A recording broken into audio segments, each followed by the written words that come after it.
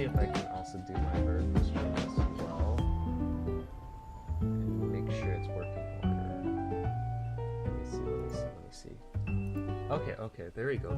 Now it's working. Okay, so let me just get right to it and just have what all of us came here for and start showing up. Let me see if I can start showing this up now.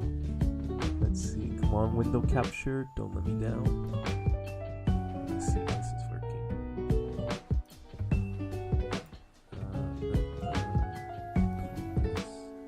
Korean slides, there you go. So I'll put this up. We just have it posted up like this. There you go. And let me go over to my streaming side and see if this one's working, because I'm not gonna lie, for this thing, at least for me, it's always a frustration part. I feel like for whenever I do vertical streams, the biggest difficulty I tend to have, at least for this, is the fact that oh, that's why? Okay. Sorry about this. Sometimes I kind of do want to do like a little trial stream, but whenever that happens, don't. What is this? Okay, it works for my regular stream, but it doesn't work here. Okay, wait, hold up. Let me see what I can just do to adjust this whole shenanigans. Yeah. Okay. For those of you who don't know, in my vertical stream, all I see is just like a giant white blink. So I don't know. Okay, hold up. What? Okay. Let me think this through. Let's not panic on this. Instead, actually, wait. Could it be possible that I might have... Okay. This is so weird. Yeah, no. Oh my god. Okay. I think I might have figured out why. Holy. Okay. Whoa. Why is this so large? Okay. Hold on a second.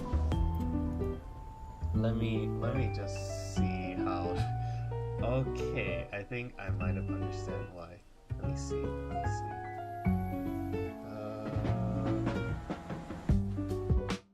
I have to change the scales. Okay.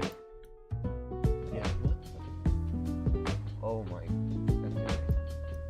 I feel like I'm like looking through a giant hallway. Come on. Get out. There you go. Okay. So I think what might have happened for here is the fact that I have just one giant screen. Unless I messed it up. Hold on. Come on. Yeah. Okay, come on. Get small. You're like one giant... You're supposed to be just one task. Okay. Hold up. Yeah, why are you so big? What the... Hold on a second. Yeah, why? Yeah, god damn it. Why are you so big? Turn small. Okay, now I lost this. Okay, you know what? Let me... I should've just done this before. Open this up. Windows capture. There we go. Okay, now I gotta clean up this whole other mumble jumble mess. Okay. There we go. Alright, yeah. It's still new to me, I'm not gonna lie, doing this whole shenanigans up for here. And I'm hoping the screen isn't too bad, but it is a little bit small, so you know what? There's gonna be a lot of playing around. I have to be keeping my eye out when doing this stream. Okay. 1, 2. Alright, there we go. Okay then. Sorry for the delay. But let's just get right to it, because... Yeah... I I'll figure this out later. You know what? So I'll do it like this. Because I'm not gonna lie, it's gonna be looking a lot janky. So yeah. No. You stay there. There we go. Okay. So yeah. First things up is I decided to just make this into a PowerPoint because of the fact of how I just came back to America like 2 days ago. And for those of you guys who don't know, so I came over to my trip over and abroad. I went into Korea, so that was the main trip that I decided to go over. Because the last time I've been out of the country, it's almost been like 10 plus minutes or something. And because of that, like I haven't traveled a lot because of mostly of like my own personal lifestyle. So just being able to go on a trip, I haven't gotten the whole gist of the things, but I guess like to me, like every place is like, how should I say it? Like people's style of how and where they go for traveling. I didn't like look up anything. Like, you know how people are like saying like, oh, whenever I go traveling, I have myself like an itinerary and all that stuff. Oh yeah, no, not for me in this one. I just went straight over there. And I was just like, I want certain food. Actually, yeah, like that was the main purpose of my trip. I just wanted 2 things. I wanted food, and I wanted to like look outside in nature. That was pretty much it. So I'm not gonna lie, at least for me and my traveling, it was pretty much scuff. So let's just get straight right to it. So first thing, one of the biggest thing I did when I was out in traveling was the food that I really wanted to go out for wasn't like the actual like Korean food, but it was like all the fast food joints. Because I'm not gonna lie, this is something I started to recognize and notice, is that a lot of like the foods that I really wanted to eat were all like it was just straight up like all Americanized.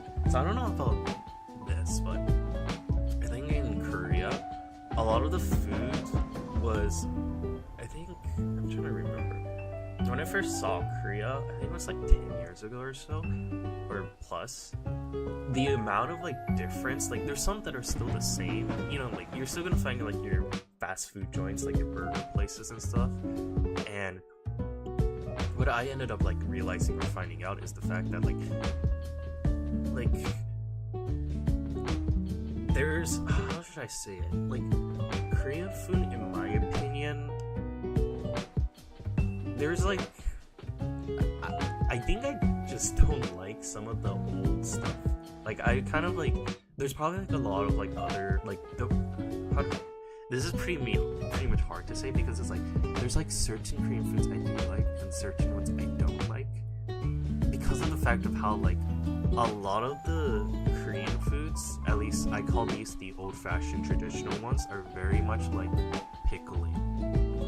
And there's like a limit to me, at least, to how much pickled food I can like handle or eat too much. Like, you know, you got your standard kimchi, but then it goes way more. Like you get like other vegetables that gets pickled. Like you got yourself the kimchi made with the napa cabbage, then you have yourself the one made with radish, and then you have the one made with like green onions and all that stuff. It just reaches to a point where I'm just like I'm okay with eating it for a certain amount of time, but at a certain phase, just the flavoring taste for me just gets like so repetitive. And so I started to realize like a lot of the food that I kind of like is like the newer food, which is essentially just like the Americanized food. I mean, I guess that makes sense. I live in America. I eat so much American food, so I ended up getting so addicted like to one of the food, which is like, I think one of the things I really enjoy is like the Korean fried chicken. That is like, oh my god, it is like crack to me in game, because of the fact of how like the chicken, I don't know, like I think it's because of the sauce and just the chicken is just not dry. If you have those two combos, like an interesting like flavoring and not a dry chicken, I think I would eat like chicken like very, very often. I think I eat it like, because it was like 4 weeks, I think I ate it like 2 or 3 times or more, because like I wanted to make sure to eat like so many different types of food, because that was like my main strategy. If I'm in a new place, I want to eat as many food as possible that I can't eat in America. And let me just say, like, with pricing, like, it depends, but overall, a lot of the food in Korea was super, super cheap because of like the American currency to Korean, like USD to wons. Oh, this was just a struggle. What else was there? There was like the pizza. Oh, you know what? There was one thing, like the moment I came, that was like the first 2 things I wanted to eat. I wanted to eat like a Korean pizza and a Korean fried chicken. Oh, because I used to eat those a lot, and plus when I tried it here in America, like you can find like restaurants that just sells like the specialty like Korean food and all this like flavoring. But the problem is the fact that some of them are expensive, or some of them are just like too far. You need to go and travel and drive all the way to go up to. When you're in Korea, I mean, depending on where you at, because like for me, I was at Seoul, which it essentially just has a lot of things. I wanted to go to like other places like Busan, where, how should I say it? It takes like such a long time of a drive to get there. Like, well, not drive, like train. It takes like 5 hours. I think it was like 5 to 6 hours, because this is the big thing I noticed, at least in like Asian countries, like the subway system and trains are really, really, really nice. They're really good.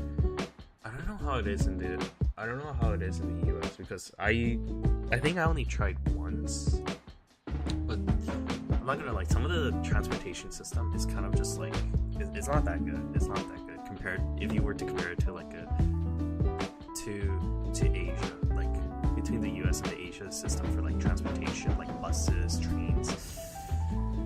Let's just, yeah, there's like a huge big difference.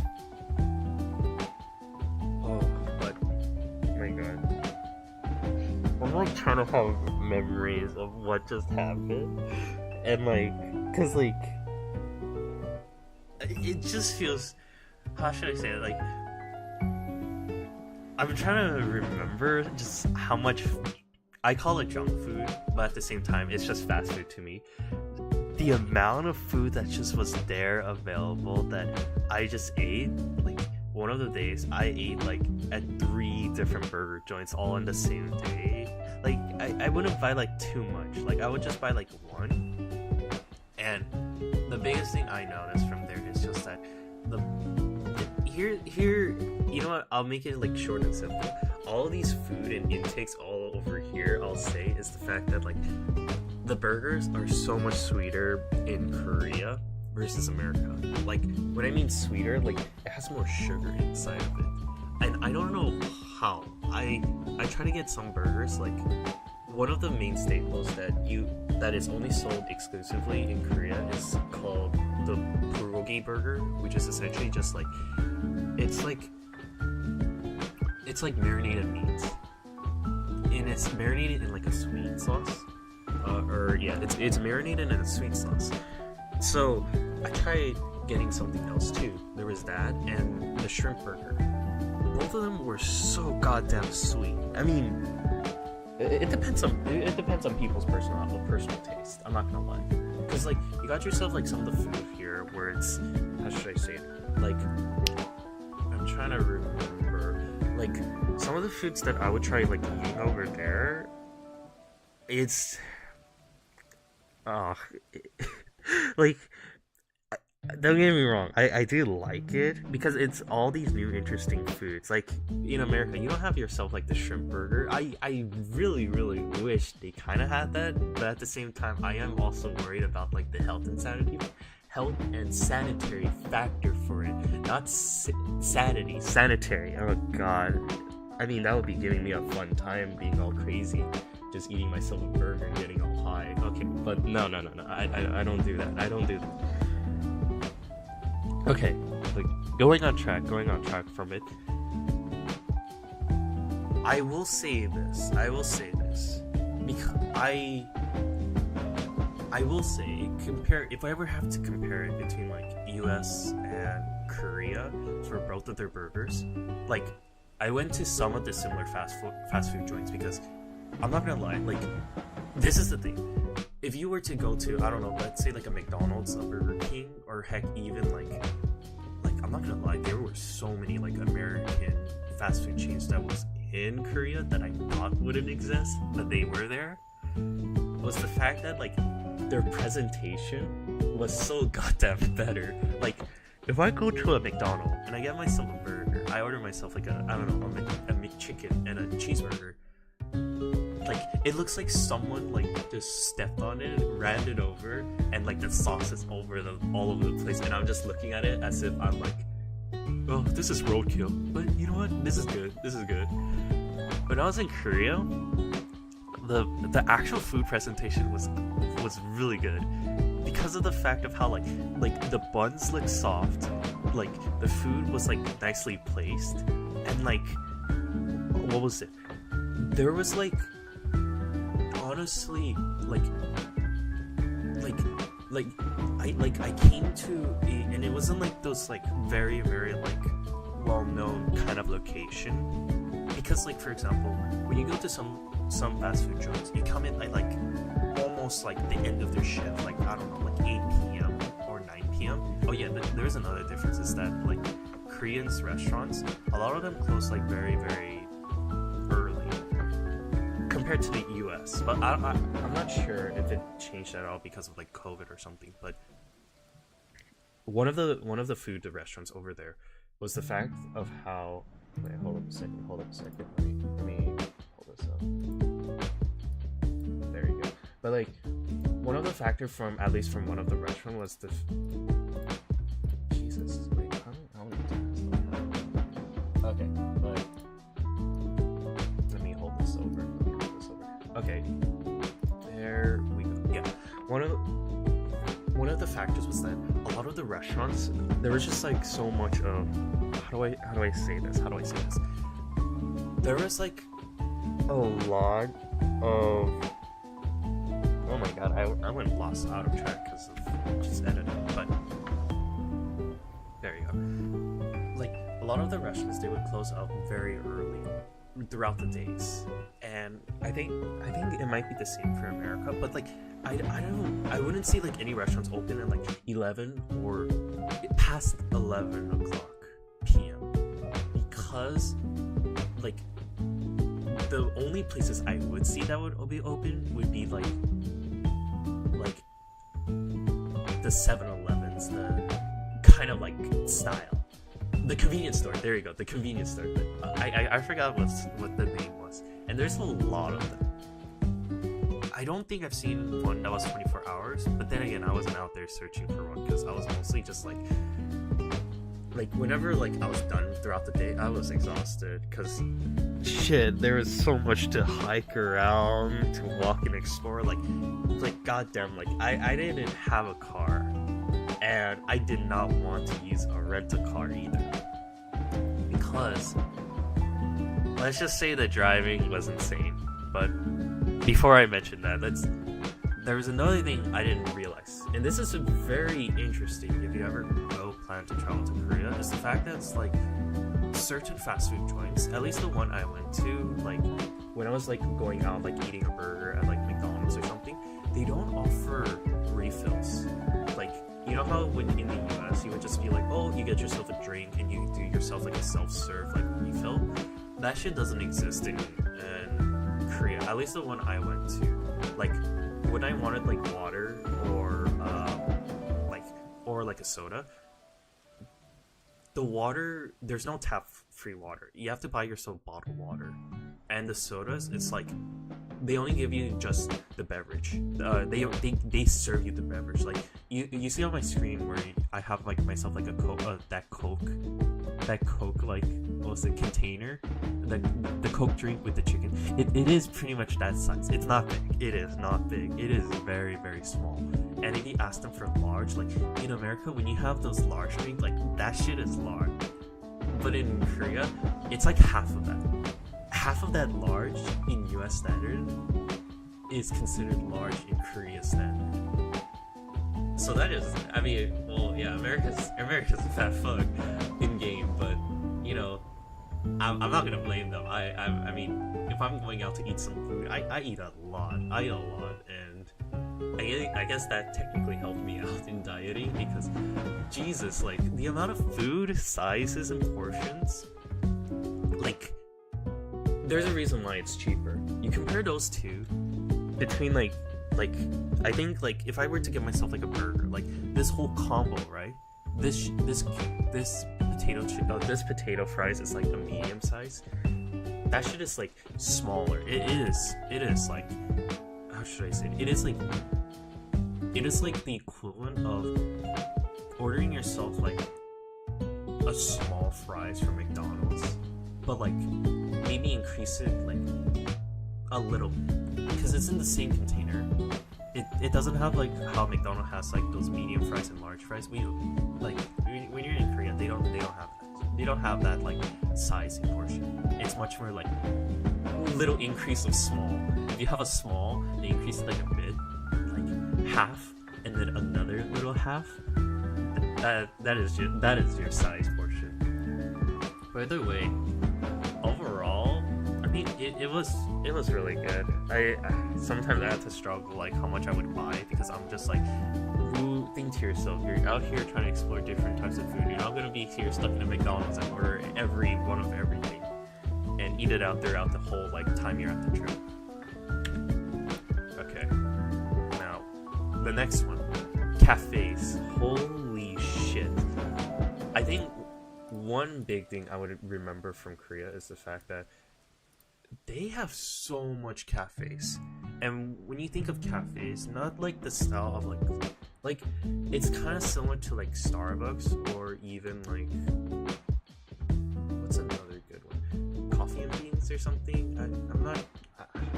I don't go to cafes too much because oftentimes cafes, like I'm not a very strong coffee drinker because I get very sleepy whenever I drink coffee. But when I went to Korea, I decided to try both. And for once, this is the thing which I kind of wish our cafes would have, is they have this drink called Aid. Aid is essentially like Italian soda, in a sense, where it's like they would put in syrup at the very bottom and fill it up with sparkling water, and what you would do is you would mix it so that the drink gets homogenized. And there are so many different types of drinks that, like, almost everywhere, if you're at a cafe, they're gonna sell Aids. And the way how I sound that's not that good. That's not that good. like I think out of everything else, that was one meal or drink. I don't know if people consider like beverages as a meal or a drink, but that was the one thing I would consistently just get everywhere. Every time I would walk through a store, I would just be like, oh my god, I want myself a green apple Aid, or I want to get myself a green what am I thinking? Green purple? No. Green grape. There you go. Green grape to peach to strawberry. Oh yeah. Oh yeah. This is just making me remember stuff. They do seasonal meals. What the fuck? Okay. No, I don't know why. I'm just hearing a lot of things moving around. But they do multiple like seasonal types of food, which I really much like appreciate. Because I know, like, for example, like Starbucks would do that, but I think at least in Korea, they like prioritize that stuff like so high. One of those things being like fruits. Like if there's a fruit in season, like because it was like the spring season, the fruit that was in season so well was strawberry. So you would see like so many like different types of like strawberry products just being out, and they would just list it as seasonal. And they're like I know in America, like you have yourself like if you go to like any dessert places or any like, for example, like any kind of like beverage like kind of place or so, the main notorious thing you would often find yourself is like strawberry would already be listed in there, from like strawberry like acai to like strawberry I don't know why people call it like strawberry latte. I always just see it as strawberry milk. But like in America, because like you have, if you're like at a place, they tend, like a dessert place, they always tend to have like strawberry there.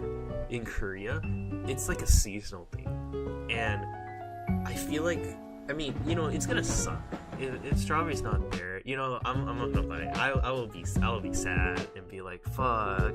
I really want to have some strawberries and just eat that. Like, delicious. But if it's like seasonal, like I guess maybe because I was lucky, I was just there at the time and they were just selling it. Like the strawberries are really good. Like the fruits, it's like, how do I best describe it? Like the flavoring wise, it tastes like it tastes sweet, like a lot more sweeter compared to what you would have in America. And here I'll show. Like one of the things I had was here. Let me adjust the screen. Was this one here? So let me see it. Oh wait, yeah. Let me control this. I keep forgetting I have two screens. Let me enlarge it up for those who are watching. So over here, this is one of the things I got myself thing. In Korean, this is called pngtuber, which is essentially like snow cones, but the ice is made with like condensed milk. I mean, you can eat this with like regular shaved ice, but I guess it depends. It depends which restaurants you're at. Some of them is made with condensed milk. The others are like made with shaved ice. Now here, at least for when I was out there like eating, I went to a chain called like Sorbing. That's like the Korean version of their like snow cone kind of place. God, it feels weird just calling it snow cone, but it's kind of like a really, really, really good snow cone, because it's usually topped off with like, you have yourself like the shaved ice, you have yourself the strawberries in here, you have yourself like an ice cream and some whipped creams and stuff. If you go for the traditional one, it's very different because they would use red beans, and to me at least, I don't personally like red beans too much as a dessert, because I think of it more as like a savory meal, you know, like bean and cheese burrito or all that stuff, which I'm not against it, but it is very hard for me to wrap it around. Like, I guess like I have trouble like food labeling. If I think of it as like it's a dessert meal, I have trouble eating it if it's like a regular like lunch meal or something. It's such a struggle. And oh yeah, right over here you see like this giant like little like stick of cheese. That is actually cheesecake. That is straight up just cheesecake. I was surprised by that. They just like put in a giant lump. I thought it was like Parmesan, but I was like thinking like no. If I was a dessert like if a dessert chef or baker or something, I wouldn't put in a giant lump of cheese unless it's cheesecake. And that's why like when I ate this whole thing, oh my god, it was so good. It was, oh, I think I had like, I only ordered one, but like I ordered like 3 different ones. Like I found the place they had like a strawberry, green matcha, Oreos, chocolate, and tiramisu. I bought myself the strawberry, tiramisu, and mango, because I like fruits more. I prefer fruits more over like chocolate and stuff. Mostly because like I was worried about how sweet the flavoring is gonna be. But luckily enough, like it wasn't too sweet. But out of everything, I preferred the strawberry the most because it was seasonal. You know, the seasonal ones tend to be the best ones. At least that's from my experience going over here. Because like, you know, you can go for the old-fashioned like, oh, this is what usually like a lot of people would get, the most commonly pick. You can get that option. Or you can go for the seasonal, which is like, you're not gonna see it for like, God knows, like 8 months within this whole entire year. You know, there's a reason why it's called seasonal, because that shit is probably expensive. And yeah. Oh, like, strawberry is expensive, depending on how you compare it to like American standard. At least in terms of like, how I consider stuff expensive is like the pricing, but also like the flavoring. Since sometimes like, how should I say, it's very hard to like estimate how much it is in terms of pricing wise, because it's like, I'm not gonna lie, I'm trying to think of what's considered expensive and not, because of the fact of how like, you know, there's two things I have to factor in. One is the currency value, because not gonna lie, US currency is like kind of all over the place. Because like, if I have myself like a $1 bill, if I were to go to like, I don't know, Japan, I have technically it's 170 yen or something, which is equivalent to like $1.70. And it is very similar to there as well for Korea. I think it's like 1,700 won. So there's that to consider, but also the next thing is, in exchange for how our currency is like or how their currency would get such a high level, the portion sizing is smaller compared to what you would get in America. So it's very hard to struggle, at least, to balance it out, since I don't know how to call it if it's expensive or not, but I'm just going with the idea of like, I'm gonna say it's expensive maybe in Korea standards, because the biggest expenses I find in Asia, or at least in Korea, for what food is considered like very expensive to be purchasing is two things: beef and fruits. And it depends what type of fruits you would get, because the reason behind it is, since Korea is like a small land, usually the most difficult or most price expensive products tends to be related to the land size. And I didn't realize this, but apparently raising cows is very expensive because they require just so much more land to like roam around free. And for fruits and stuff, right, certain fruits are just very difficult to kind of like raise, or they just need more land space. At least that's what I think. I could be wrong, but yeah. Another thing like I remember trying to get from there, at least, is like, I tried getting myself like an Americano. Ugh. Like, this is the biggest thing I would see. It's just like coffees, like, because of how popular cafes are in Korea, a lot of the kind of like foods I would often see is a lot of people would get the drink of like Americano espressos, so many coffees. I mean, you know, like, kudos to them. Like, it just requires like a special taste. The only way I would drink coffee is if I have like something sweet to complement it, or I would have to get myself like a sweet coffee drink, because I just can't stand the bitterness. Plus, I think it's such a weird thing. Like, I have a very, very strong sweet tooth, but at the same time, there's a limit to how much sweetness I can have. I think it was because, like, when I was like young, I used to eat straight up like pure frosting, and I could not. I think I had that lifestyle diet for like 2 weeks before I started my body just like started like rejecting it, because I used to eat like pure frosting, because I'm not gonna lie, maybe because it just gives me that, you know what, screw it, fuck it. It's pretty much gave me the same feeling as how you have in crack in game, where it's not like crack in game, but it's more like you would have yourself. I would have like this weird tingling sensation. I think it was Sugar Rush. Yeah, it's pretty much Sugar Rush. But like, oh god, it felt really good just to have it. And after a certain point, my body just straight up rejected and had like so much resistance to that sensation that I could no longer do that. And I think that ended up like screwing up all my other flavoring profile for like eating other like sugary stuff. So thanks, old me. I can no longer.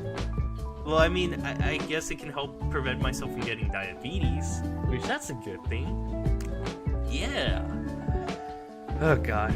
Okay, but anyway, I forgot to mention over here, but over here you have yourself like these 4. You may be wondering yourself, What are these 4 things or 4 logos? So if you, except one of them, these are the most popular convenience store chains you can find in Korea, and like I've seen like people's like I've seen so many like times like a lot of like people will go to these convenience store chains because it's like late night and you want yourself like a late night meal, and it depends like the amount of foods they offer from that place, because I'm not gonna lie, the ones I went to, they weren't stocked up. They were like, it looks like some of the places haven't like had these items for such a long time. But I didn't explore too much because the next factor is they're pretty expensive.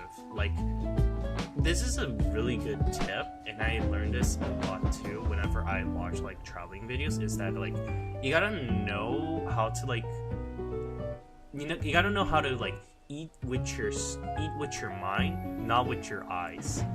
Meaning, if you see some like really like nice looking fancy food, make sure to check the pricing, because like if it's like you know, like a bag of chips or so, same thing as how you would eat chips from a movie theater versus eating it at home or eating it from like a supermarket, there's like a huge price difference. And that was the biggest thing I learned, was there are like a lot of like shopping malls or there's like grocery stores out there that would sell the same thing at cheaper prices compared to what you would see at a convenience store. But there are some certain exclusive foods that you just can't find over there, which I'm like, I kind of like had to like control and like look around. There were some other foods that I do wanted to get, but I was just like contemplating really hard because, you know, money and food wise, because I wanted, like, if you're like, to me, if you come up to me and be like, hey, do you want to eat at a convenience store versus eating at like a small restaurant but they sell things like I don't have, I would probably go for the latter, because oh my god, there is like certain foods they would have like certain style. Plus, I mean, I'm not gonna lie, some of the foods that I would see at the convenience store just didn't look too much appetizing to me. Maybe the big things was probably the aids, which if you see in the right, like if you see over here in the right screen, these are like beverages which are pure in concentration. So you gotta drink this with ice or like some sort of like, you gotta dilute it. Which to me, I'm just like, screw that. It takes such a long time for ice to just melt, melt for me. I'm just gonna like drink it as is, which I'm not gonna lie, that was kind of like my worst idea for me. I mean, I still survived, and I mean, it was a little bit strong. It was very strong. Yeah, it was very strong. I did not like it. Unless there was like ice in it. Now, after that, there's another big thing that I would eat is Baskin Robbins. Now, the ice cream store has a lot of interesting flavors, and I think one of them, like, they have like certain exclusive like flavorings, and one of them was wasabi ice cream. I didn't get too much of it. I just got a sample from it, but this is like a personal taste preference for everyone. I don't know what they have. Mine is very weird. I can't handle like spicy food, like, you know, like the ones that are red. But like when I eat like I haven't had horseradish yet, but wasabi is one of the weird ones where it's like every time I eat it, like it's so, I don't know how to call it, because it's supposed to be spicy, but it doesn't like it doesn't feel spicy to me. It's more like it just feels like I took a straight load of mint, because my mouth just feels very, very cold. But then I do feel that weird tingling kind of burning sensation. But the strange thing is that my body is weird, where it's like, like I would eat like a huge scoop of wasabi, or try to control it, because the burning is just so strong to control, uncontrollable. But at the end of the day, I'm like, holy shit, I really like wasabi. I want to eat more, but I keep like getting into a rinse repeat cycle where I just keep burning myself from eating it. I do wish I have developed a tolerance for it, but Every time I vape with Slavi, I've never gained that tolerance. It's still the same sensation, which I don't like that burning sensation, but the flavoring, it still tastes so good. And I have the same thing for the ice cream, but in a smaller dosage, because I think what they do for the ice cream is they put some, but they put in like more sweet stuff inside of it. Creams and sugar, which it kind of helps out, but at the same time, I don't know. It's such a weird combination. Now let's go to the next part. So let me adjust the screen. Okay, I'm gonna tell a little story from what exactly happened. The first day, I went off to Korea. I went to the airport and it was a long 13-hour ass like plane ride I had to sit through, and oh my god, okay, I'll tell you the story. So inside, it was like I was waiting. It's like 5 hours passed. I was in my seat with one of my family members, and we were just like waiting there until the ride just passed. It was like nighttime, technically nighttime, because you know we were going different time zone and all that stuff. And the first thing that just happens was I needed to go to the restroom. I looked over to the sign, and they have these giant green things. If you can see over here, these are the indicators that tells you, hey, is there someone in there, or is there someone not in there? And when I first saw it, I saw it was green. So I got on my seat, went over to the restroom, and tried to like push through the door. So it's like a doorway where you just like, push through, and it kind of like opens up. I tried to do that, but the door wouldn't budge. And I needed to pee really badly because I think like I took a nap and it just straight up did not like register in my brain saying like, hey, you gotta go to the restroom until that very point. And when I tried to push it, the door wouldn't open. So I thought to myself, dang, I think there might be someone in there. So I went back to my seat. And my family member looked over and said to me, hey, why aren't you going? I'm like, well, even though it says it's green, I think there's someone in there. And my family member was like, no, there isn't. There, it's green. So that means no one's in there. You gotta push harder. So I was like, oh, okay. So I went back and I pushed harder. But then, this woman who's like close to the restroom, she said to me, sir, I think there is someone in there. You know, you don't have to like push it through. I think there is someone in there. And I was like, yeah, you were probably right on that. Sorry. Yeah, I think there's someone in there. And then I went back to my like, why aren't you going? You know, it's green. You gotta go in. Like there's no one in there.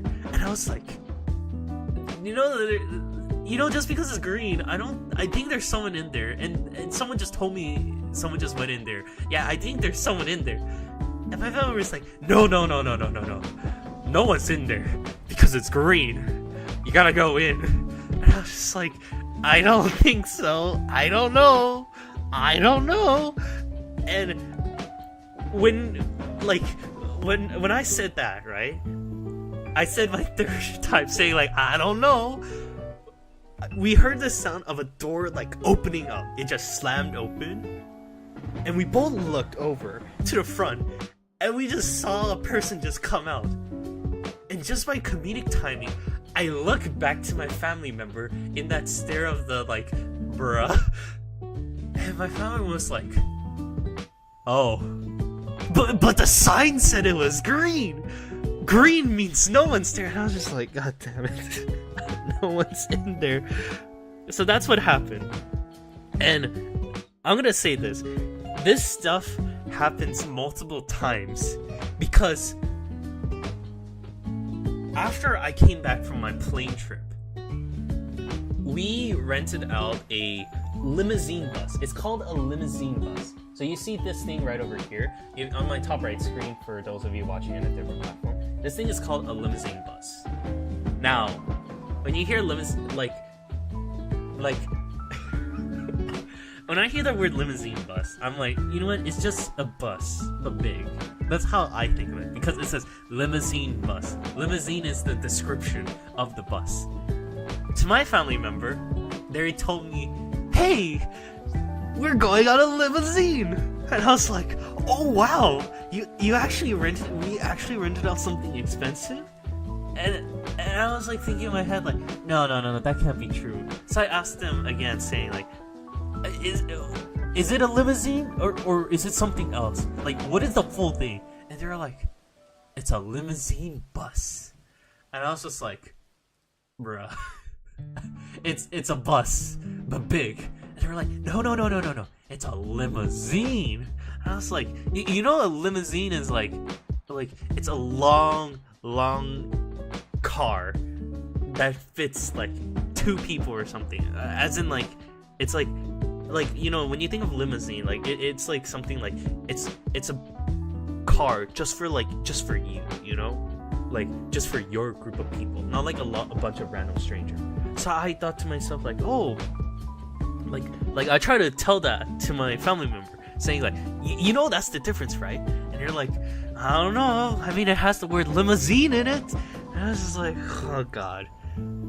So we waited like the moment the limousine bus arrived, we went outside, and it was supposedly a 2-hour drive to get to my other family member, I'll call it family member B's house.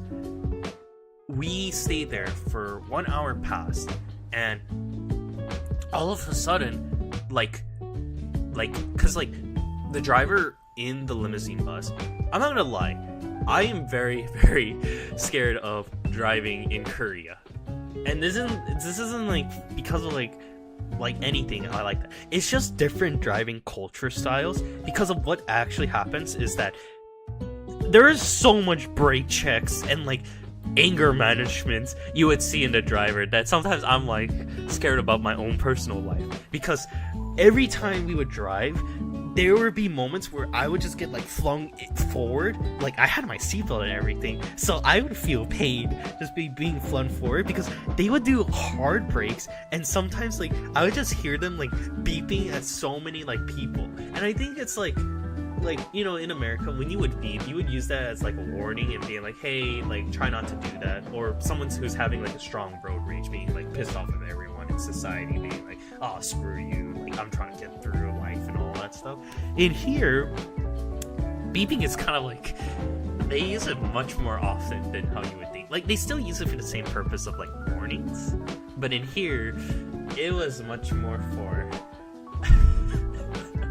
there's like a lot of moments where, because I know some Korean, like, I would just hear a lot of them just being like, oh fuck, or god damn it, like a lot of those phrases in Korean, and I was just like, damn man, like I mean, kudos to them, because I started to realize like the reason why they're like this is because of the fact of how like the transportation timeline for Korea is very, very strict, because they're like so punctual on time. Like, if there's a bus that, like, you would see in the signs that says like, oh, bus, I don't know, 401 in 10 minutes will arrive to your destination, they are very, very punctual, sometimes even like 2 minutes earlier. And I can understand that why, with the amount of like they would like sprint it, they would book it, do hard brake checks, that, you know what, sometimes my life is on danger, but you know, if I'm trying to wait back to get to my ride and I have to wait like god knows like 20 minutes versus 10 minutes, you know what, my life is at stake, but you know what, I'll get to my destination, that's for sure.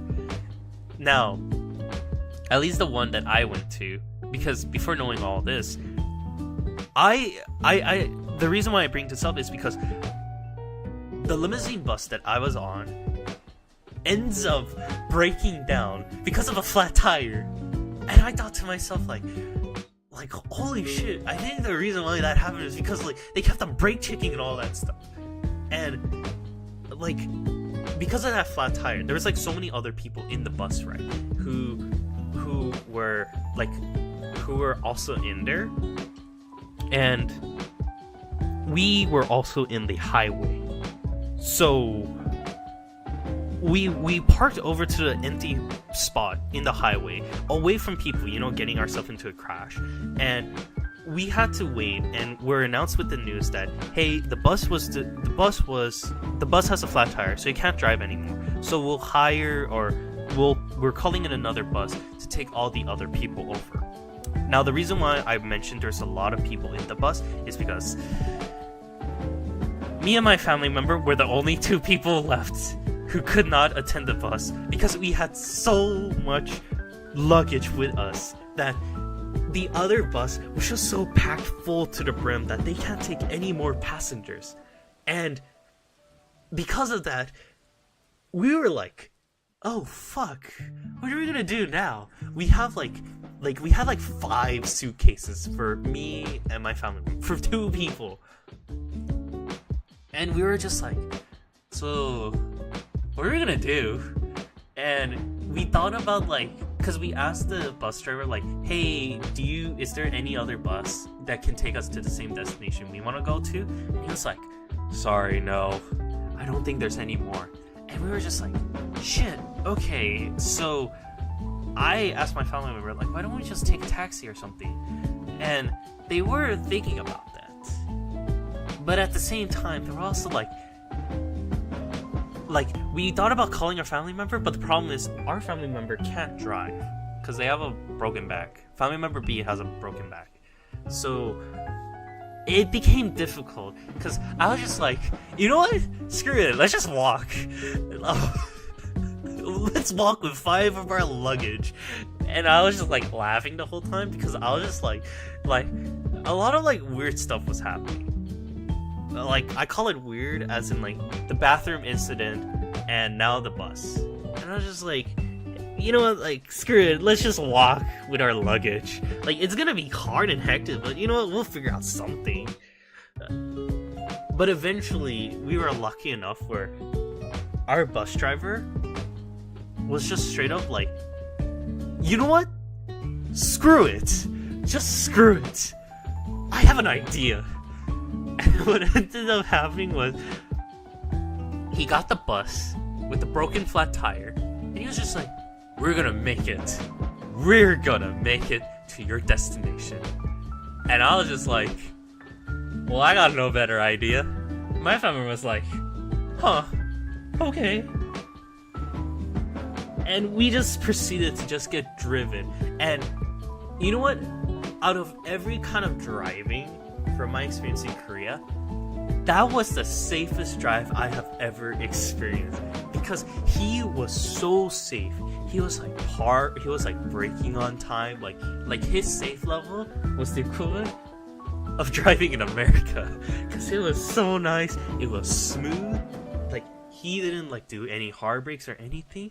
And I was just in my head bruh, I can sleep in here. For me to sleep in someone driving a car has to be a level where it's just pretty safe. And my family member during this whole time said to me, at least this is our limousine now because we're the only 2 people. And I just straight up said to my family member is this really a good time to be talking about this? And people laughed at that because I was just like, really? You said that, is it really worth for us to have a limousine after what we just went through? So yeah, that was my day 1 experience staying in Korea. It was hectic, and I'm not gonna lie, there is some more weird moments, but I'll get to it when the time eventually comes, or once the presentation comes up. Okay, so let me see. Oh yeah, if you guys are probably wondering about this, is that my back was in pain this whole entire trip. The sponge because I'm not gonna lie, because I didn't buy myself anything special. I didn't get the business class or the first class because pricing is a bitch. I went with the regular economy. Let me just tell for people around there, your bag is gonna be fucked. It is not gonna be good.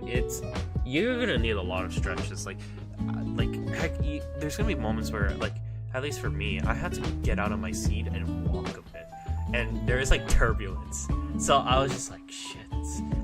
I gotta stay in my seat because I don't want to be flung all over the place. But at the same time, my back is killing me. So you have to like, I have to make so much like sacrifices or like contemplation of just being like, you know what, I just have to stay in the. I think one of the things I ended up doing was I just stayed in the restroom for like 10 minutes or maybe 5 to 10 minutes because I don't think anyone was using it. So I was just like, yeah, I'm just gonna chill in the restroom stall for a bit because my back is killing me. I need to stand, and I don't want to be flung around. So that was like my biggest safe place.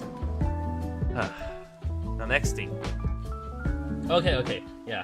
This is my next weird moment. I went to my first restaurant. It was I don't know how to describe it, but this was like technically my first like Korean restaurant, where essentially it was like what I got. It was a really, really cheap meal. This is something I would highly recommend. I think I was at a place called I'm trying to remember the location. I think it was called like Myeongdong, or it was near a university. It was like it started with K University in Korea, not Seoul or not Korea. It was like Kyoko or something. I'm not sure. I'm forgetting. Daegu or something. I don't know. It was a restaurant that was essentially like, if you can see over here, this is like marinated pork. This is marinated pork and kimchi water. I call this kimchi water because it's essentially just kimchi in water. I eat that so much. I ate that so much in Korea, but essentially what you would do is this is a restaurant where you would cook yourself, like they give yourself like marinated pork, and they give yourself like lettuce,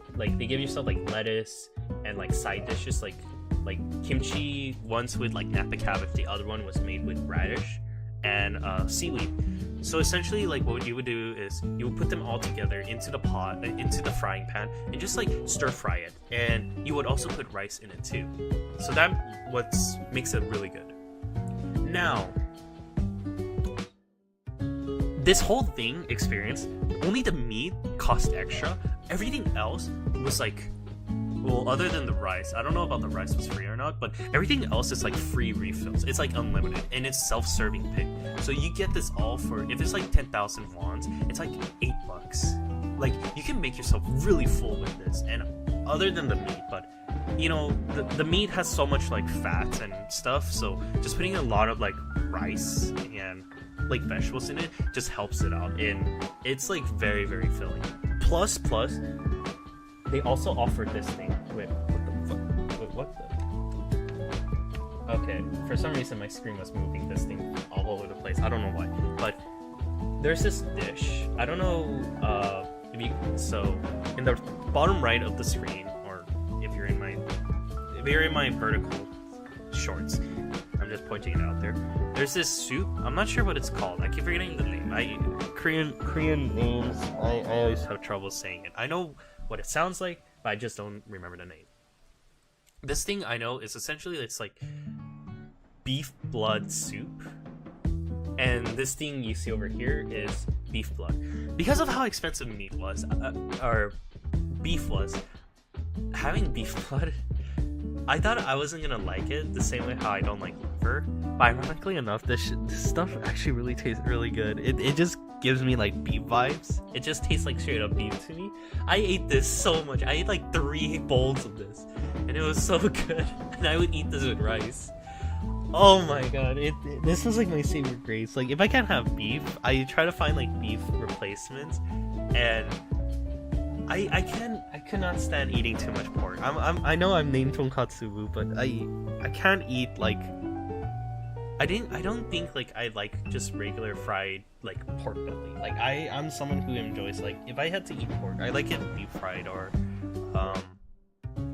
whatever style you can eat it from, or like rib style. You know, those are like really good. But there was like a point where I was just like so fed up with just eating pork, but what was it? But yeah, like this was my meal. I ate this for like below like $8. Like knowing me, I'm the equivalent of like 2.5 people. That's how much I eat. I'm like, and this is American standard. So if I was like in like, if I was no, 2 people. I eat like 2 people in US standard. So if I was here in like Korea, I eat equivalent to like 3 to 4 people. I eat a lot. Plus, I'm like exercising too because I have to walk. Driving a car, I'm not gonna. Between driving with a car and like using subways, driving a car is nice because you know you don't have to like get all like you don't have to like move around too much.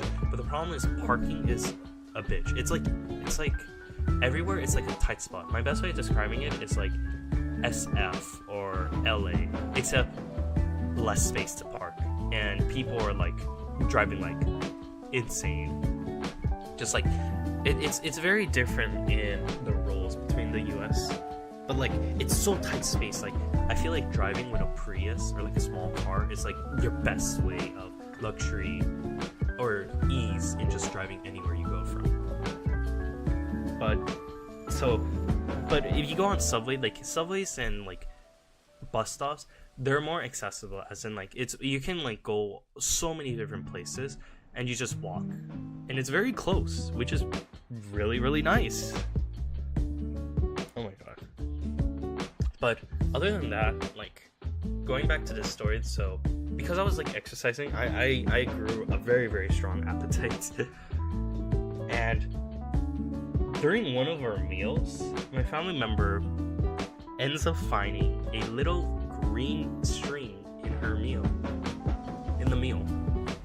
And what ends up happening was, because of that became like a huge fuss, because of the fact of how, like, you know, like that's kind of questionable, you know, like if some weird strange stuff is in your food, you would like be concerned about that.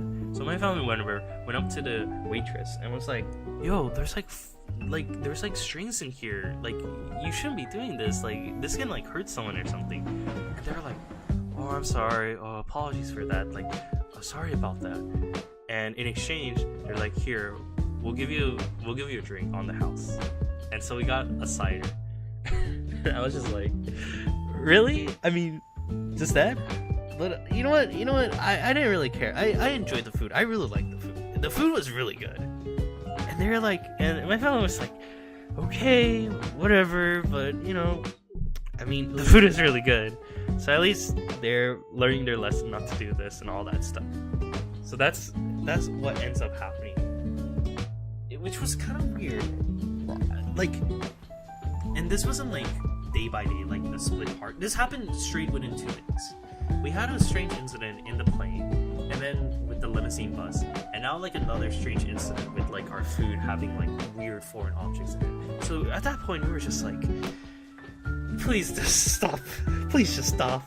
Because I was just like, I said that to my family member, being like, I feel like this is gonna be coming up pretty often. And they were like, please don't say that. Please don't say that.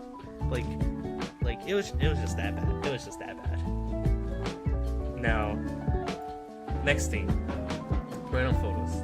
These are just some of the photos like I started taking around the place when I was like traveling around. And this was funny. I went to a Korean market, and this was one of the first things I saw. So there was a special promotion. I really wanted to buy it and just see how they would react. But I told my family member about this, and you're like, no, they messed up. They messed up. So pretty much, this is burdock. This is burdock. B-U-R-D-O-C-K. It's kind of like a root vegetable, similar to like potatoes and stuff, but you would like peel off the skin and you would just like boil it. So this was quite the deal, you know. It's sold for zero. I mean, it used to be $0, and now it's 0 won. Oh my god! So that means we can pick this whole thing and just take it home. I straight up wanted to like take 3 stocks and be like, so I just saw on your promotion that it's free, right? So can I just like take this? Which they probably wouldn't. But I really, really wanted to try it. I forsaken really wanted to try it, but it didn't work. My intrinsic thought just wanted to be like, just grab the bunch and just get out of. Well, I mean, I'll tell the cash register, but a part of me was like, just get in there, take it, and just book out of the convenience store. And they were like, why are you taking our burdock, or why are you taking our burdock roots? And I'm like, this is free. And oh yeah, this is the thing. In Korea, they have so many cameras. It's called CCTV, where like you always wonder why. Like I felt genuinely safe in Korea. Like as long as I didn't do anything stupid.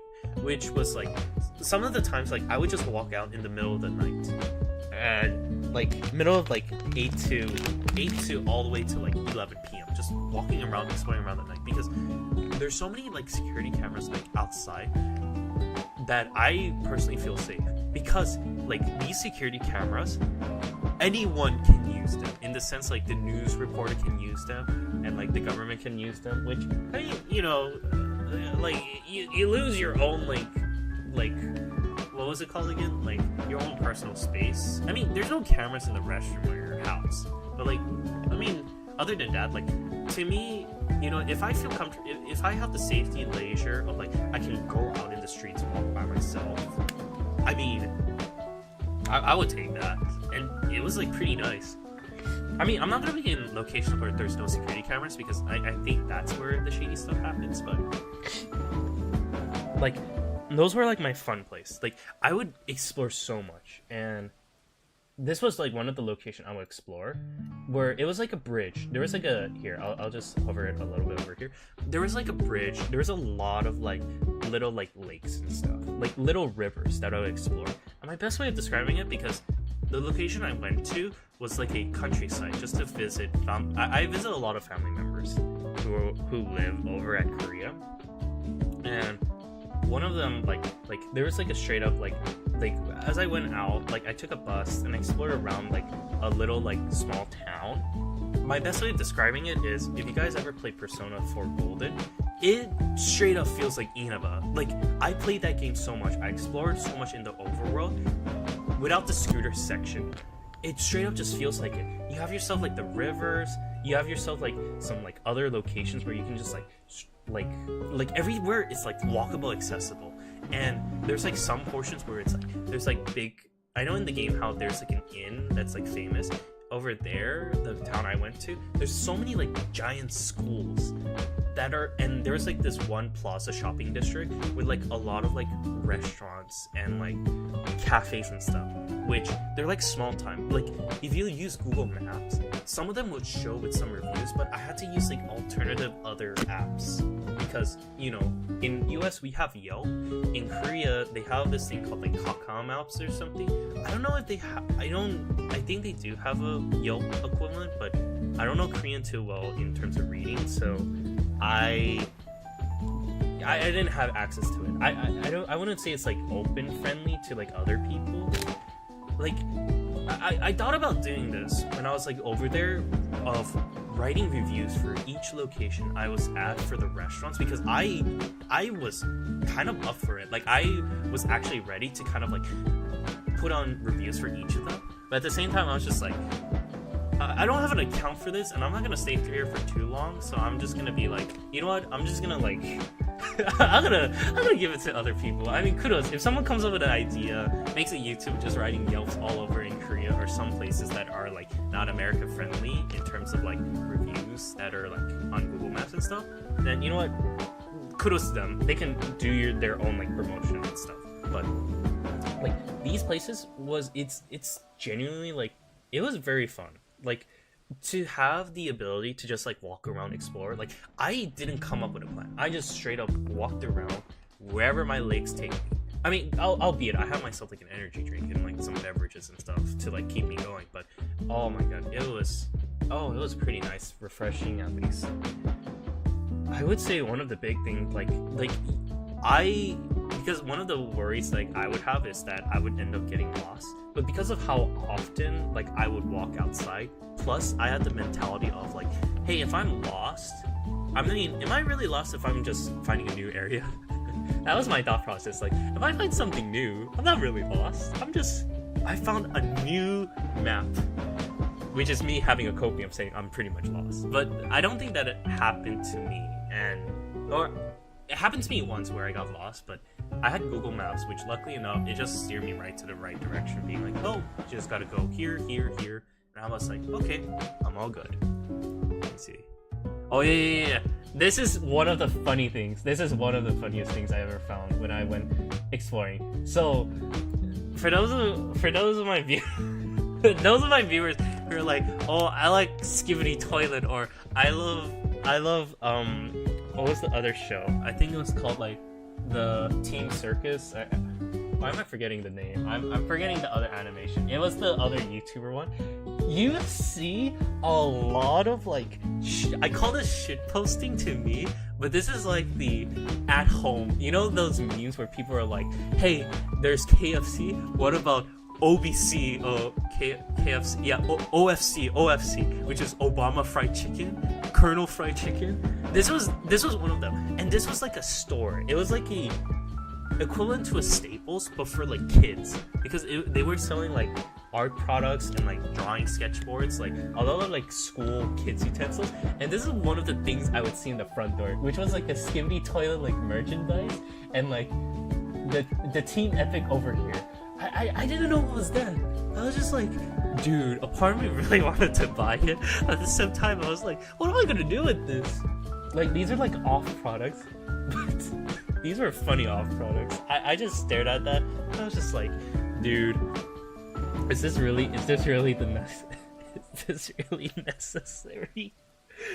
I was so confused why this shit exists. I can't read this. But yeah, we got this for Skibidi Toilet. We got this for Team Epic. And you can tell these are like low qualities because of the way how this was like scanned. Like, you have these scanned over, labeled, and like laminated. But yeah, you got this shit. And then I remember, I remember, for those of you who watches my community post, I found this, which was it was a straight up Pikachu, but a very, very cursed Pikachu. I have no idea I don't know what this is. That Pikachu is very, very concerning to me. And this wasn't like in any like, I don't think it was a restaurant. I think it was like a hairstylist or something. I'm not sure. I just saw that when I was on my walk, and I was just like, dude, this shit can look into my soul. Like, that's how cursed it was. And I just like, you know what? I'm gonna walk away, take a photo, and just book it right out of here. And that's how like you find really random stuff. At least for me when I went for my walk. Now what else? Oh yeah. So I went to a Korean university. That was one of the biggest things I really wanted to see, because when I was at Wu University, you see like a lot of like different kind of like cultural aspects in like the landscape. And one of the biggest thing I found was they have really, really nice sceneries. I think that's one of the big things. I mean, some of the Wu University has like nice like sceneries too, where you can walk around and explore.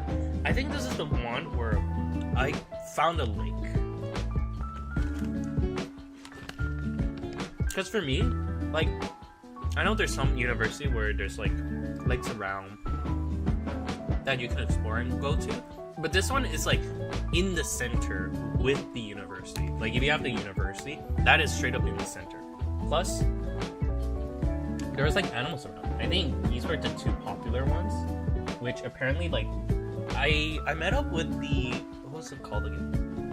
I met up with the caretaker, and he would like be raising these ducks. Now this one kind of scared me because like one of them had red eyes. Like, I don't know if it was like okay or not, but I think he was just like old or something.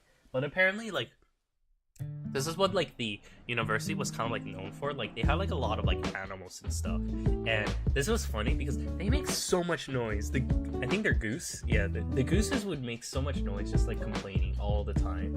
And it was funny because the caretaker would just like yell at them, being like wah wah wah every time, because apparently it turns out the caretaker says every time they make this noise means that they're hungry, and whenever they see him, they always scream at him because they want food.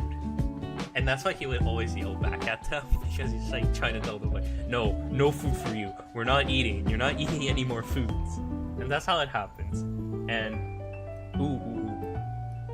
and this was the funny, in the lake, I didn't know if there was fish or not, but there were like really, really big fish, as you can see from here. Except the problem is, I was seeing so many dead fish that I thought to myself, like, does someone clean up the lakes?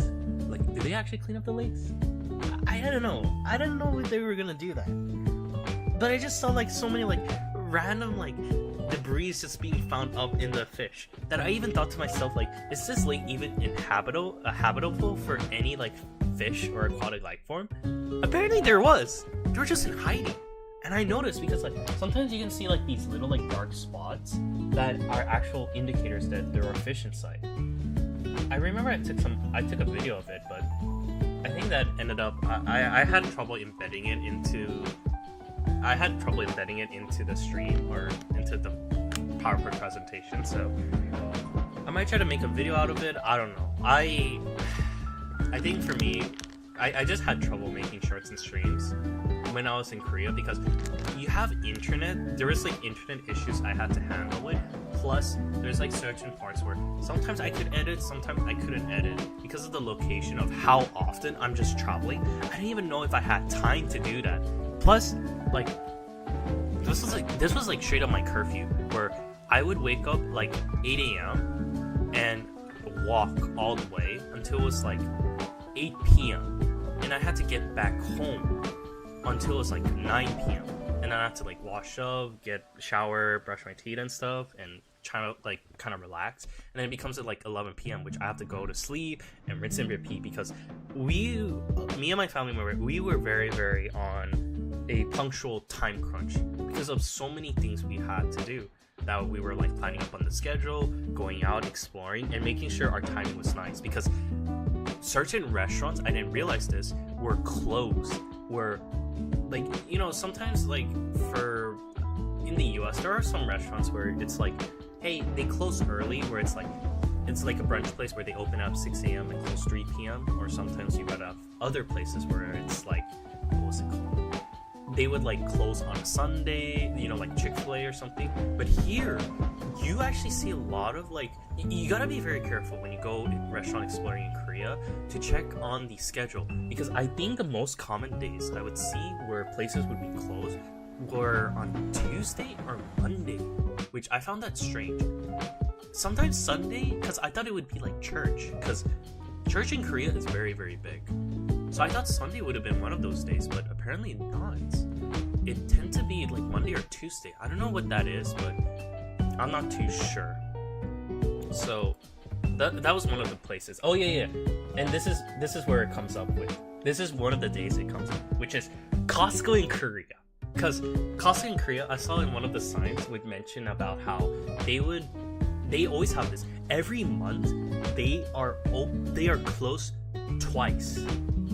They are always closed twice, 2 days in a month, or we'll say within that month, 2 of those days they're closed, and it's not including holidays. They're just straight up like closed, and I think it includes in the holiday, or I think the holidays are separate.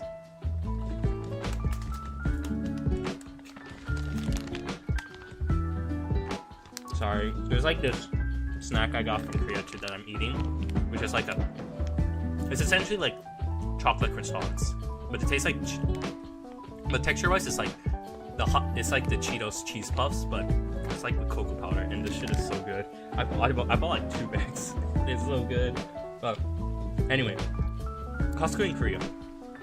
I'll say this: every Costco you go to, even though like I always go to a lot of like stuff I would see in America, but in different locations, different country nationalities, because you start to see a lot of differences between it that kind of makes me appreciate, but also wish sometimes part of me is like, I wish our Costco had this. I wish the US Costco had this.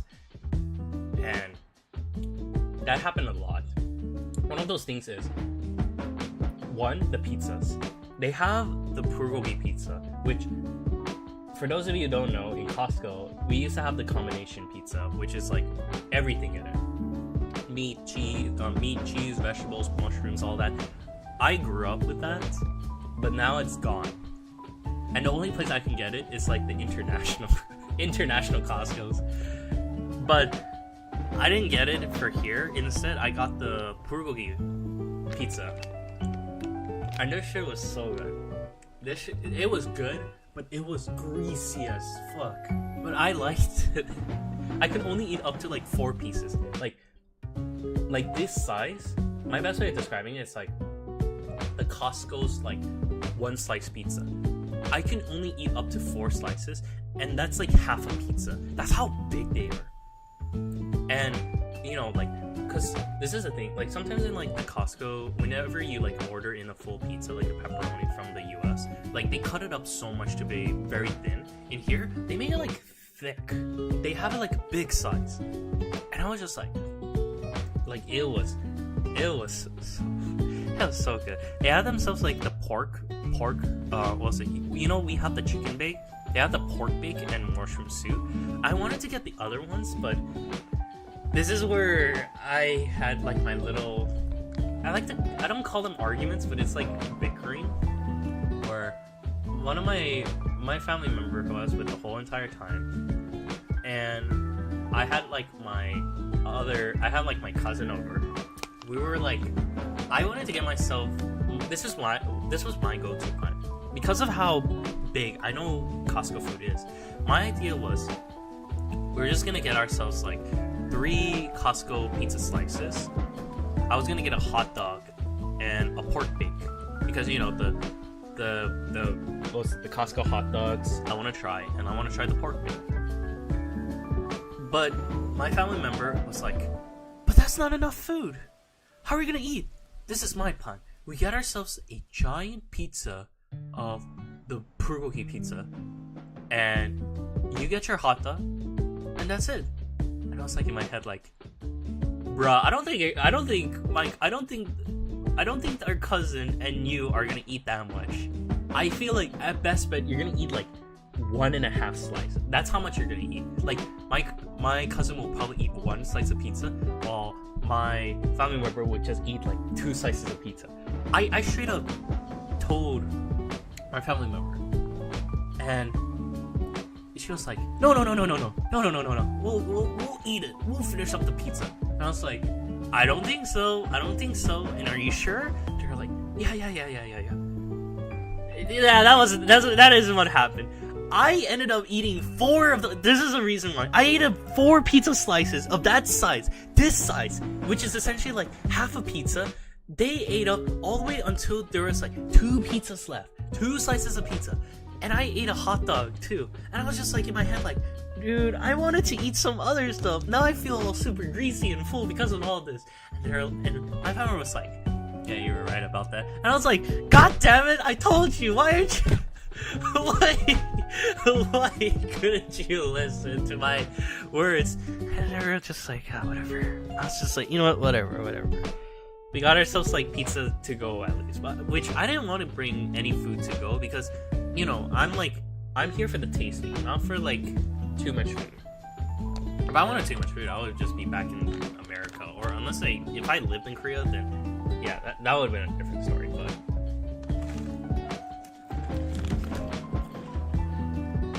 that's what ended up happening. But what was it? Some other foods, I'm not gonna say. You can probably see on my screen, which I say like, this is one of the. I'll mention 2 things. 2 of the most expensive things I found in the Korea Costco is beef is expensive, and there was more fruit options than before. Like one of the fruit options there was strawberries. There was 2 types of strawberries. There was the regular strawberry, and then there was called king strawberries. And there were like a price difference of like, I think in US standard, maybe like $1 or 2 difference. But they're like, there's a huge difference. There's a giant difference, which the king strawberry had like a strong strawberry smell. It was so good. You can straight up smell strawberry. While the other one was just like, regular farm grown strawberry, which had no smell at all. And I was just like, I'm not gonna lie. There's so much difference with these fruits. Because like when you go to Costco in the US, I don't think there's like a lot of fruit difference. Maybe for apples, but for like strawberries or like blueberries or raspberries, it's just like one option. But for here, I think strawberry was like, because it was on season, there was like 2 different types of strawberries. And some of the other fruits had their own multiple options. I didn't check too much because I was just like, I was more focused on the strawberries and some of the other food too. Because some of the other foods they have was a hot pot set. They had straight up like a bag that was vacuum sealed with like so many different types of seafood assortment.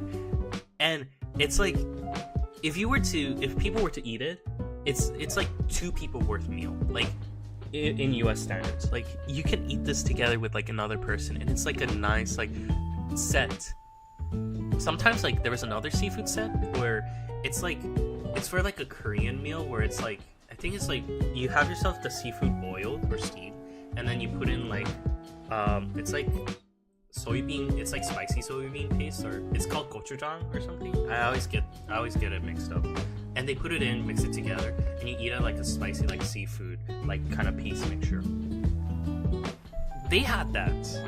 But my chef brain went big brain, and I was like, if you have yourself miso paste, put it in water, cook it over to make yourself a broth, and just grab those seafood, remove out the spicy paste, or you can put in the spicy paste into the soup, you got yourself a really delicious hot pot.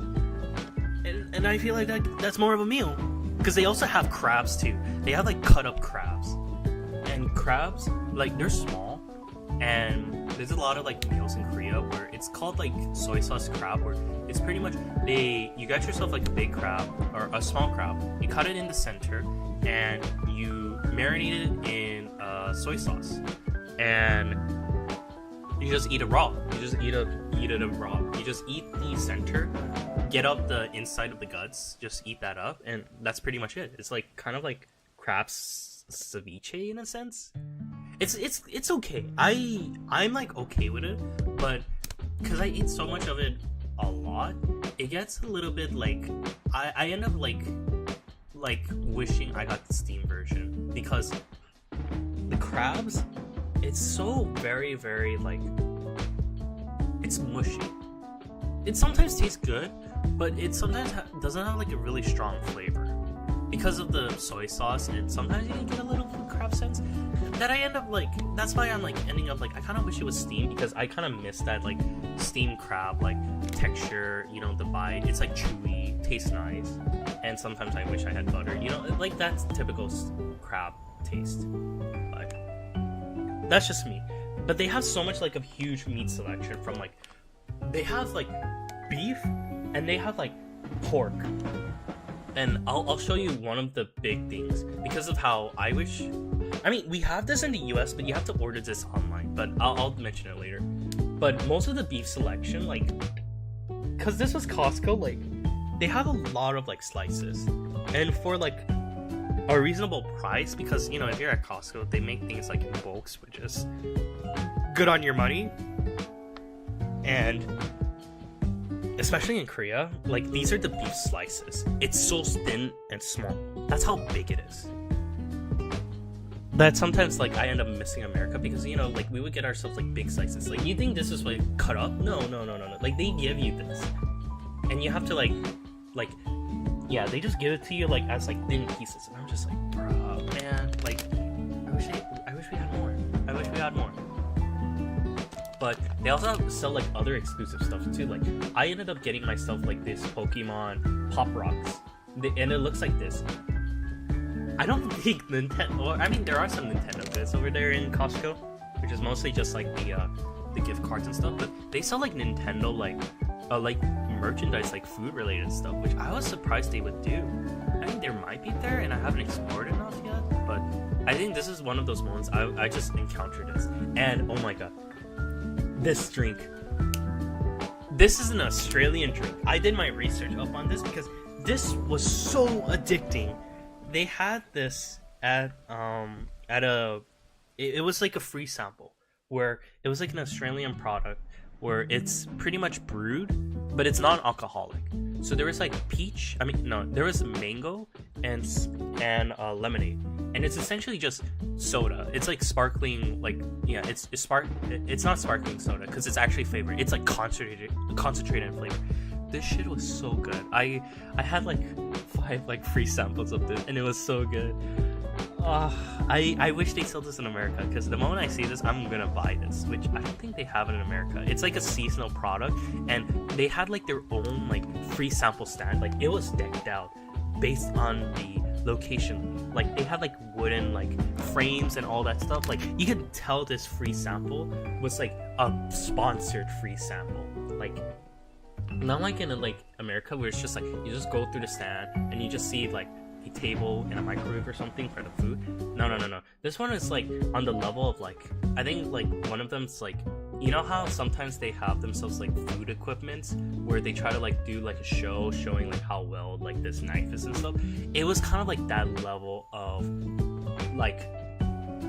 decked out. That's how like big and like the stance was. They even had like barrels to like promote this, because that's like the main shtick of the company. They ferment this, or they brew this and stuff in a barrel. So they would like have the barrels and contain it with ice and all this like drinks. I was just like, oh my god, I wish they had this in America, but we'll have to see. Maybe if it gets big in Korea, it'll get big in all the other places, and hopefully like we'll see it. I mean, I can find it in like online, but like, you know, there's I don't know. There's always a difference between me buying stuff online versus like buying stuff like in person, because I find that buying in person is a lot simpler. But versus like, you know, if you buy it online, you know, there's like the shipping stuff, and plus there's like issues with like the refrigerator and all that stuff. I'm not too sure. It just varies. Now then, this is what I wanted to show off. This here is in Korea. You know how we have like Wagyu, you know how in Japan they have like A5 Wagyu and stuff? In America, you have to order this online, like for Wagyu. This here is called like this is called Hwanu beef. So in Japan, you have yourself Wagyu. In Korea, you have yourself Hanwon beef.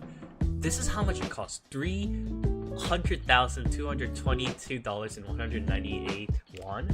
Let me calculate this out. So if you were to calculate this out into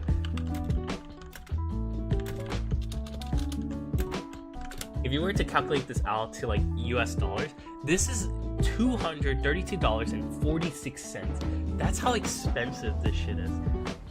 But like, this is pretty expensive. I'm like contemplating, because it's like, you know, if you're in like what was it called? If you were like in America versus like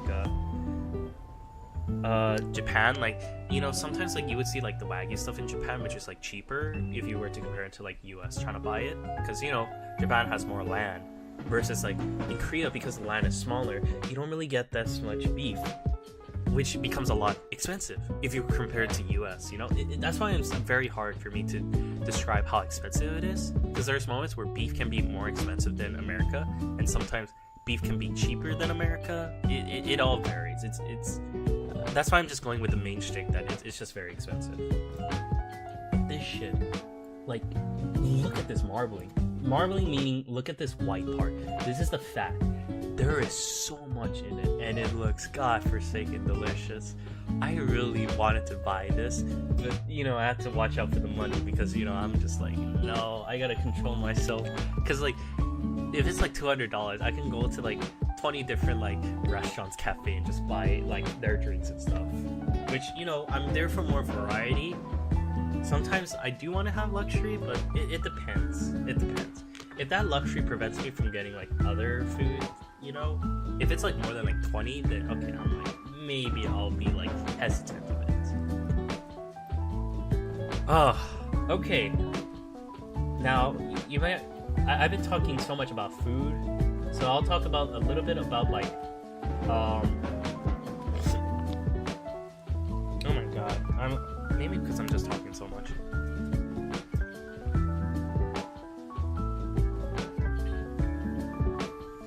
Okay, we're gonna be talking about temples. So this was the biggest thing you would see in Korea. This is like the historical part, where you would see like temples of like the old dynasties of like kingdoms, kings, emperors, all that stuff. And the one I went to was this one for sure was near like Myeongdong, where it was like the biggest temple from here, if I recall, in Seoul. And there's a thing where I didn't know this, where if you come in dressed in traditional Korean clothing, like these kinds of dresses, like there's the guys and girls, you can go in there for free. I didn't do that because even though it it was kind of, the weather wasn't too bad. Like, I've been to Korea in the past where it was like the summer is the worst time because it's so sweaty and hot and rainy and humid, and I'm just like, no, this isn't good. But in here, this is one of those moments where it's like, it was actually like pretty nice and like warm. So I didn't want to wear those traditional clothing because I was gonna like sweat in it, and plus you're out in the sun for a while, there's a lot of walking, and it's kind of like heavy, you know, wearing a giant robe, you know. So I was just like, yeah, screw that, I'm not gonna go out for that. So I ended up like, yeah, I should have just ended up exploring this whole place. Now, you know, the temple, this is the thing, I thought the temple, you would go inside, there's like inside building. It's mostly like outside, plus there are like some of them that were like locked out, like not accessible for people out in the public, which sadly enough they used to be, because like now like you can't access them anymore, which it was kind of like the sad part. Like, this is one of those locations which there's like a river, there's like a isolated like water lake, and this is like the temple where you would like cross a bridge and you have access to go inside, but you know, they didn't allow anybody to go in, and it kind of sucks, I'm not gonna lie. It generally kind of sucks, because that was like one of the things I really wanted to see and explore around. I don't know if they're doing renovations, or maybe it just got too old, or some dumb tourist did something, I don't know. But that was like one of the big things that I really wanted to see, but because that was an option, I just eventually just ended up like looking at all the gardens. Like, you see all these trees and decorations. That was me most of the time. Like, I would just go over, explore all these trees. Like, it was like cherry blossom season, and the amount of cherry blossom that was just sprouting out was so beautiful. Like, because you would see, we were just in the right time where the petals start falling down, and I wanted to record those moments, but it's very hard to see like a tiny petal flying across when it's like in a recording of something really big of a tree. So, and I didn't have like those really expensive cameras, so I didn't have any of those options. Now, okay. I am contemplating whether or not to open up in a link for this or not, but you know what? We'll just go it up for the good old regular ones. Let me pull this up. Let's see. So, this was some of the locations I would end up going. When I was riding the train, like, this is how much cherry blossoms would just be sprouting up all over here. You would see a lot. It was pretty foggy. I think that was most of my time in Korea. A lot of the days were kind of like foggy, but you know, it wasn't bad. I would prefer like a nice cold breeze over like a scorching hot. So if the downside is just like a foggy, like kind of like cloudy location, I'm okay with that. So that's one of the locations I would explore. And this one over here, for those of you who don't know, I might pull this up later, so we'll see if this will work out successfully, which was here. This is near Gangnam, which is near the ocean, and they had themselves like a huge tower. Those of you who have height phobias, which I am one of those, I actually kind of like try to attempt to face my fear, and it took a toll on me because it was so high. Let me pull it up on my, let me see if I have the options to access the link here. Let's see. Can I access? Oh, okay, I can access it. So this is how it looks like when you're up in the top. This is how high you are. This is like 15 meters or something. And this is how it looks like, this whole place structure. And this is the scary part. So over here, this is a glass floor, and you can see below, down, at such a high length. And you can also see across the ocean too, which, you know, it is pretty nice. It is pretty nice. Let me see if I can, if they have this angle. Okay, you see over this porch here, this is where they have two sections. They have two glass panes, one over here and one at the top right over here. I went to both of them. When I went over here, I was like, you know what, this isn't too bad. When I looked down below, because I know how to swim, and I like the ocean. I like fishing. Even though I kind of have a phobia of like I'm getting like so far off to the ocean where it's like the deep end, and I get lost, and you know, I either die or like end up in Castaway. There's those moments that happen. But over here, I was so high tall up here. I was just like, I was shaking. I had to like, I generally thought the floor was gonna fall down because of how shaky it was. So I just like booked it. I was like, you know what? I'm gonna take a photo and then just get out of here.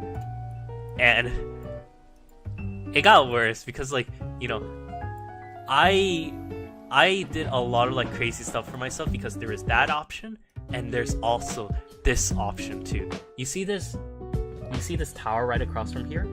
That there is a Sky Cycle.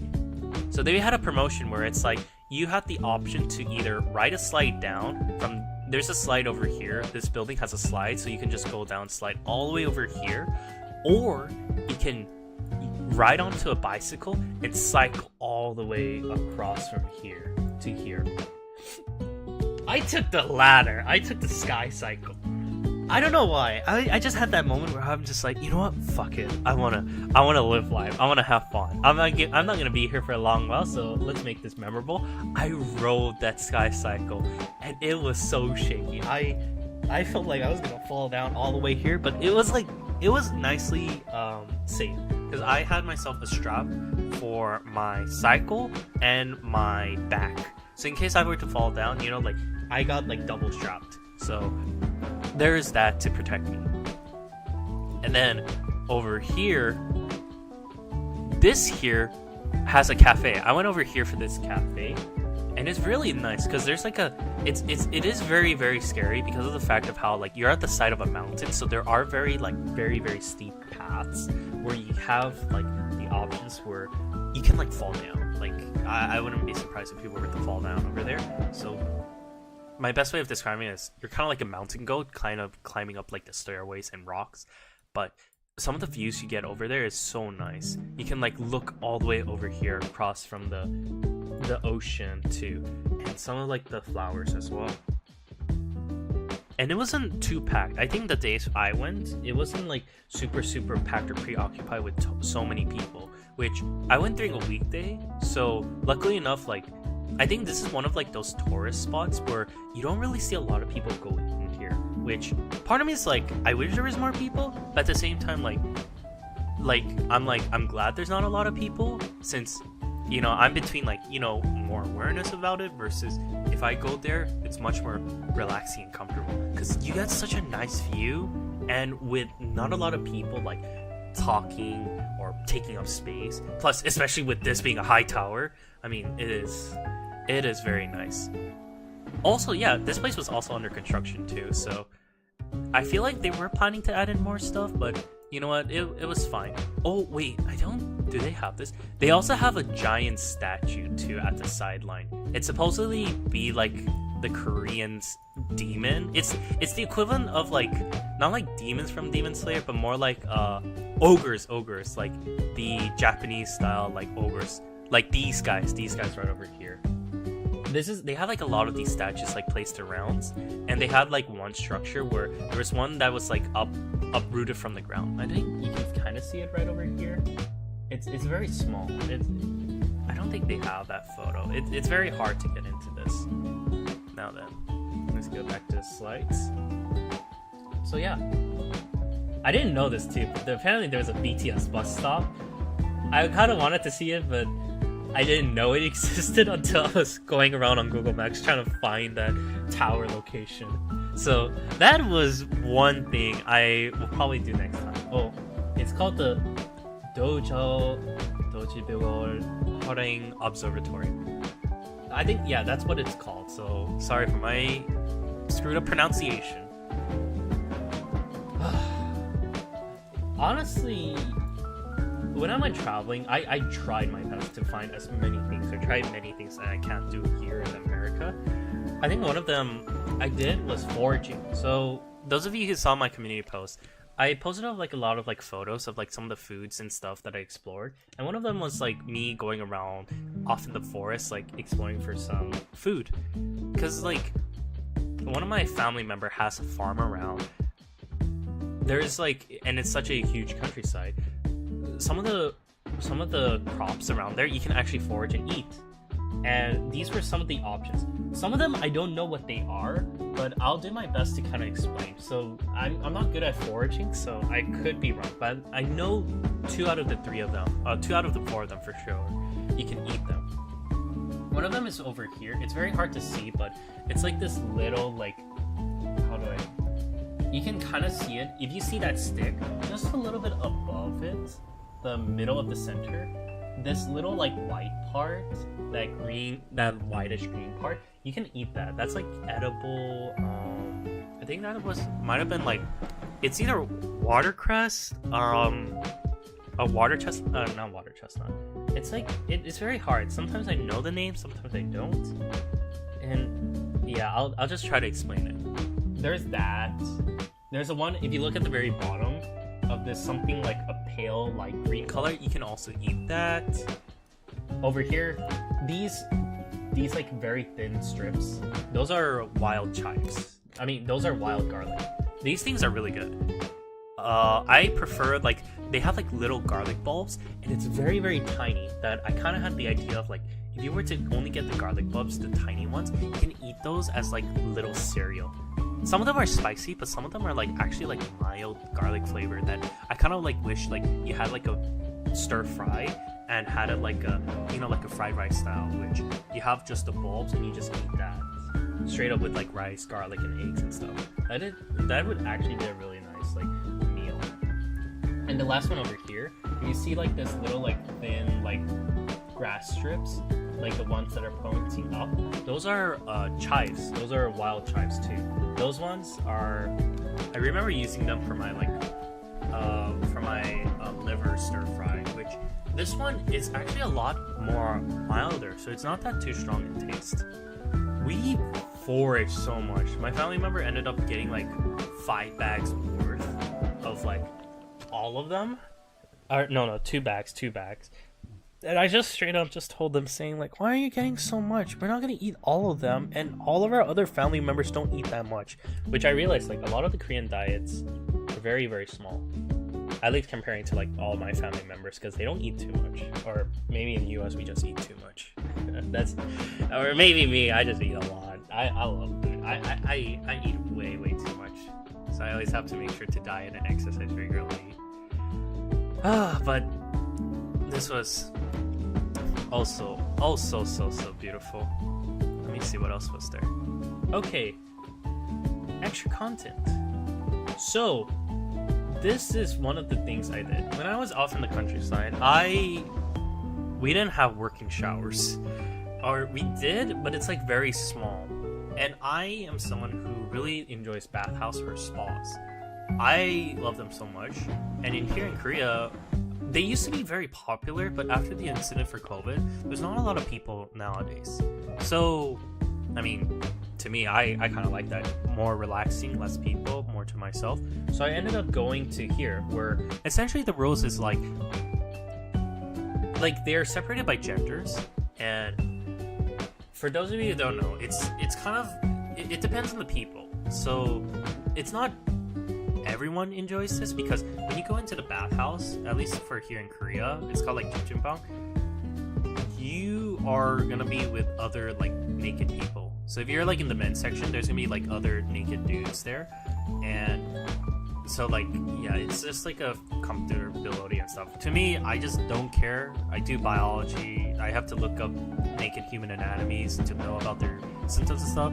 So plus I just don't care. I'm just like, hey, I just want to chill. I want to sleep. Like, you can sleep in here. It is so nice to sleep. It's so relaxing that one of the things I ended up doing is, or this is the rules, where if you want to use the bath, you have to first come in, take off all your clothes, put it in your locker room, and you go inside, and you have yourself, like, you can grab yourself a towel, and you go in, you grab your own, like, cleaning utensils, because they don't have, like, the only thing they have shared is soap. But everything else you have to bring on your own. So I would bring like my shampoo, my toothbrush, my shaver and stuff. And I would just go in, wash myself up on these like stalls. Like, you see these like stalls, like, or they're kind of like water sinks. You just grab yourself a chair and just sit down, wash yourself up. And I would just do that for like like I would just pretty much just shower, just clean myself up, do the normal bath, clean my hair, shampoo my body, brush my teeth, all that stuff, shave myself, and then once that's all done, I would end up like going over to these bathtubs you see over here. There was like 4 bathtubs to the one I went to, where 3 of them had like 3 different temperature of hot, while the 4th one was just a straight up cold bath. You can do whatever you want. To me personally, what I end up doing is that like after I finish cleaning myself up, I would go to the hot bath, and it's essentially like a jacuzzi. You just chill there. I sometimes sleep or just like vibe there for like 30 minutes, and I sometimes go to the cold bath to like help my body like get it's very cold, don't get me wrong, so it wakes me up, but once I fully submerge my body out and into the cold, I get back out and then go back to I slowly get to the hot one, because you don't want to like change your temperature too much, or you can get like a heart attack or something. I don't know, I just remember people say don't change your body temperature too much, but as I slowly go in and let my body adjust back to warm, like my body becomes like so relaxed, like it gets very like sleepy. That's the best time where I dry myself out and I go over to there's like a little living room for both men and women, but they're separate, where for the men one I go out and I find myself like a little warm room. They have themselves like a heated room where you can either be there in their clothed or unclothed. I go there unclothed because of the fact of how because the place is so warm, I use that as like a little location to kind of just like dry myself off. And it is so nice. It is so nice. And because there's hardly anyone in there, it's like essentially like my own like private like spa room. I just like sleep and chill. There's no one around there. I'm just like vibing. Like you see some people, maybe at most like whenever I went to the bathhouse, there's like at max like 4 people. But do recall like some of the places I went to in the US, they can go all the way up to like 20 people. So to only have like 4 people in there, I mean, I'm not sure how the money system is working, but to me, I mean, that shit feels nice. Other things, what was there? I remember, oh yeah, this is a weird thing. So in the restrooms, we would have ourselves like toilet paper where whenever we finish using them, like the disposable one where you can flush them down, like in Korea, they don't have that, or they don't do that. They throw them in toilet cans, trash cans. And because of that, sometimes like the restroom can stink up a bit. It just depends where you are. Sometimes some of them are like very like nicely perfumed, so you don't have to smell them. But from what I remember, I think it's because like I don't know why they do that, unless it's just to avoid like toilet clogging, because of the toilet papers can clog up, and especially wet wipes. You never want to put wet wipes in the toilets. In here, yeah, that's ended up with me like a lot of the times. Every time I would just use the toilet paper, throw it off to the trash can. So it was a little like interesting kind of like cultural wake up call of it. And yeah, the trash can be semi hard to find. So I don't know too much, but I know when for Japan, I've heard people say like trash cans are like almost non-existent. So you kind of want to like finish your food there and just throw it away at the location you're at, because it's very hard to find trash cans once you're like out there in like the outside. Maybe convenience stores might have some, but yeah, it's very like difficult to find, at least from what I've heard. In Korea, it's weird because like it kind of follows the similar idea, but then again, like when I'm outside, I see like so much like garbage just like thrown out in the outside, and I'm just like, part of me wants to do it, but I'm like, no, that's a bad idea. I don't want to like litter. So it's so weird. Like it gives me like vibes. Sometimes like it reminds me of the US, and sometimes it's like I get recollections like, oh, it's Korea, it's the US, it's like it's I just see the similarities. Next thing up was boredom. I for sure was bored so many times from moments, because when you're in the countryside, you don't have access to the internet, and it makes it very difficult to sometimes like post up. Luckily enough, I had internet, or I bought a data plan on my iPhone, where I got myself like the unlimited limited like internet plan, so I can just explore, do whatever, do my own random shit, play my my gacha game that I've been playing for such a long time. It was like my savior grace. That's also why I kind of like explored so much out there, and you know, like I found myself like a lot of like small restaurants because of that, which, you know, even like because it's like this, like I was with a family member, so there's like a difference between having fun with a family member versus going out with your friends. Because like when I'm with my family member, I always get worried about like money and like like family members want to spend with other family members, so it's always like that. So I'm just like, I had a lot of free time, so I'm just like, you know what, I'll just explore, do some whatever stuff. And like because of that, like I started to see like more like small restaurants and places, and one of them like I had like was a tonkatsu. The meal set was so good. It was like a different structure. It's very, very different from your normal tonkatsu, but the amount of like food they give out, like I had one was like 10,000 won. So if you see 7,000 won, it's like 5,007 cents. Imagine like 9,000 or 10,000 or 8,000. I had one that costed 10,000. It cost me like, it was like a $7 meal. It was a $7 meal. It had like soup, salad, my rice, my meats, and everything. And this is how it ended up looking like. This is how it looked like. I have my rice, my salad, 2 pork cutlets, a macaroni salad, and there's like other stuff too they give out. I think it was they had the soup. It was like a corn soup. It was small, but I had all this and some side dishes, which was just like pickled stuff. But I don't eat those. I eat those. Oh my god, it was filling. And then there's also like here, which I forgot to mention, is that in Korea, the biggest thing they have is peach and sometimes melon, but it's mostly peach and what other fruit was there? Peach and shrimp.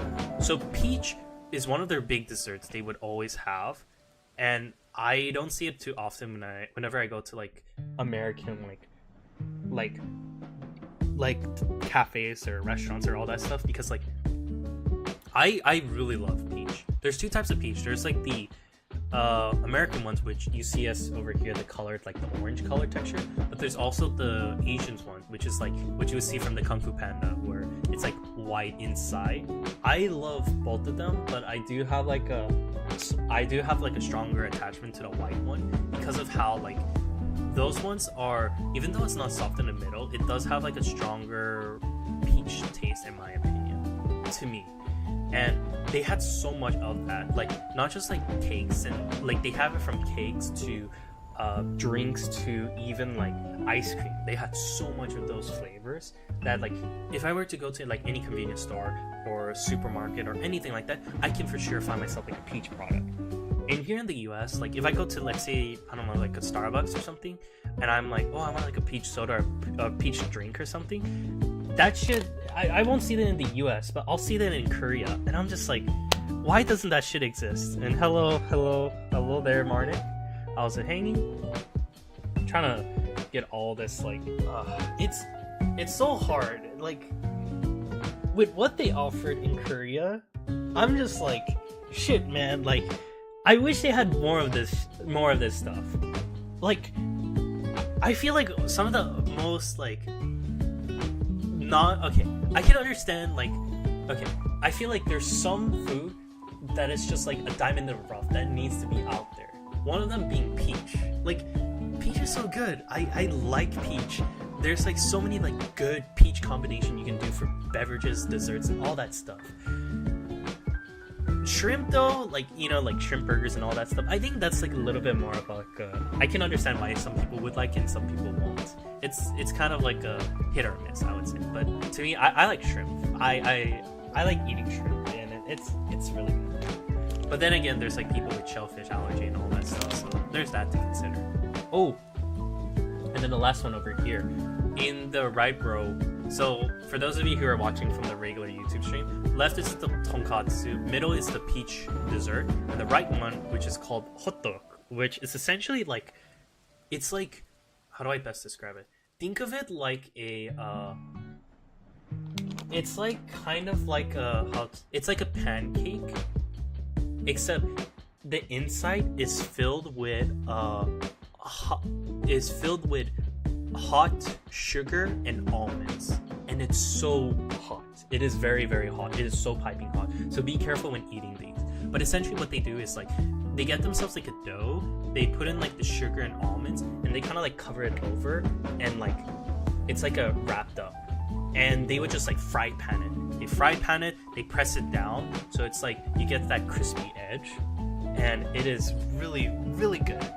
Problem is that it is so hot it can burn you, because it's legit liquid sugar because of how much heat. Like, it's originally just like powdered with like almonds, but because of how much heat they apply, it is so good that I'm just like, oh my god. We did have this in America, like, and we cooked them, but this is one of the things I really truly love whenever I go out of country. It's like the street vendor food, and I really like them. Sometimes they're like okay, sometimes they're like a little bit like too high promoted. Out of country foods have unique and flavorful food than here in America. Like Mexico have more fruit drinks and flavor. FYI, the Korean food picks looks delicious. I thank you, and that is true. Like I really one day want to go to Mexico. I am a little like, but I would want to go with friends because I know how there's like some issues going around with the political and all that system. But if that wasn't there, I would really enjoy exploring around Mexico, both the food vendor stands and like all the restaurants. I'll probably also be carrying my stomach medicine because I know how I've seen YouTube videos where people, when they explore in Mexico, they also have to worry about the foodborne illnesses, which, don't get me wrong, there's like other places too, like especially here in Korea, I got my own fair share of food poisoning. So anytime I go to a new country, I am definitely going to get myself like Pepto-Bismol and probably laxatives and some stomach medication. That's probably something I'm going to be carrying around. Let me see. Oh my god. Okay. So here we go. This here is the seafood market stalls. So for those of you in stream, the left side is in here in America, this is probably what we would call the fish market, where a bunch of like fishermen would come over, set up food, and put up a stand. And you would see over here, like you would see like this is the place I went to where they have like a bunch of like fish stands presented up, like different types of fish, from like tiger fish to like spider crabs to king crabs, and they're alive. But full disclosure is they are pretty expensive, and plus the people there, they are very, very, I wouldn't say aggressive, but they are very like, I guess they're like, how do I best describe it? Like, they're very like excited, or okay, I'm not saying they're like, I guess I'll say it one way, which is they're very pushy because of the fact of how like they're in a competition, you know, they want you to buy their goods. And that is one of the biggest things, which is like they're gonna, I remember I went up there, they kept on trying to talk to me in Korean, being like, hey sir, are you here? What are you looking for? What are you trying to find? You want any of some of the good stuff? I'm just like, in my head, like, I'm just here looking around, exploring.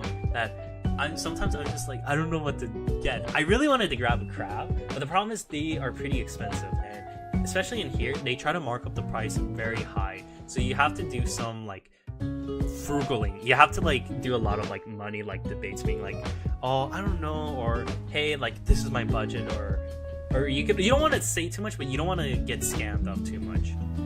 Plus these are like pretty like freshwater fish, and the best part is like once you buy your food, your fish, they are connected with a restaurant in the same plaza building. Like this place here is like a 5-story tall like building, so they would have like certain location would be like the fish market, the restaurants, and like these other like kind of the parking spaces, all these like different like 4 plazas, and they are connected with like each other, the restaurants and the seafood market. So you can go up to them and be like, hey, I want this like crab.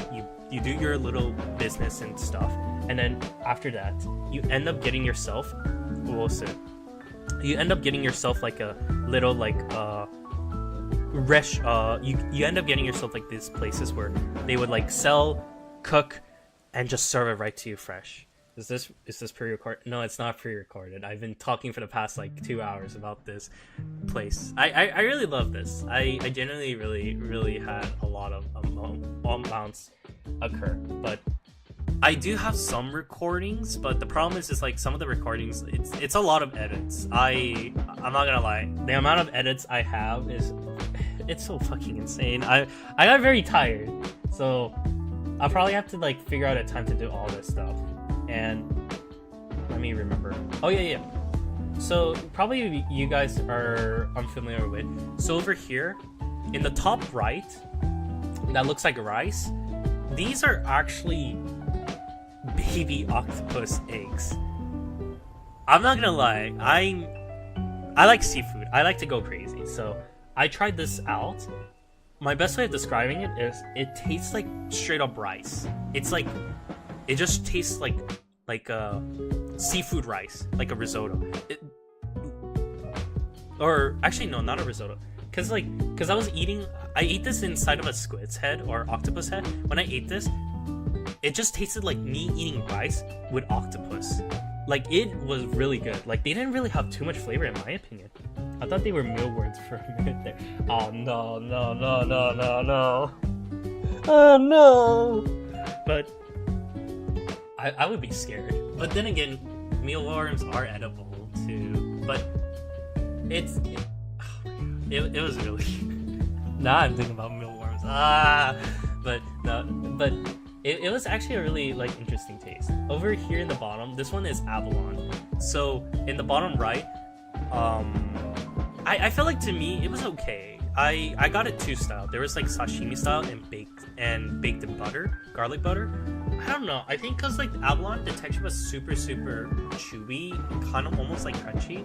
I kind of like didn't really enjoy it too much, but it was nice. It's because it's very refreshing. Plus, we got like 6 of them, and a lot of my family members didn't want to eat abalone, so I kind of ended up getting sick because I ended up eating like 4 of them, which they are pretty expensive. So I'm just like, kudos to me. I ate a ton of stuff. I'm so sorry. It's okay. I do agree.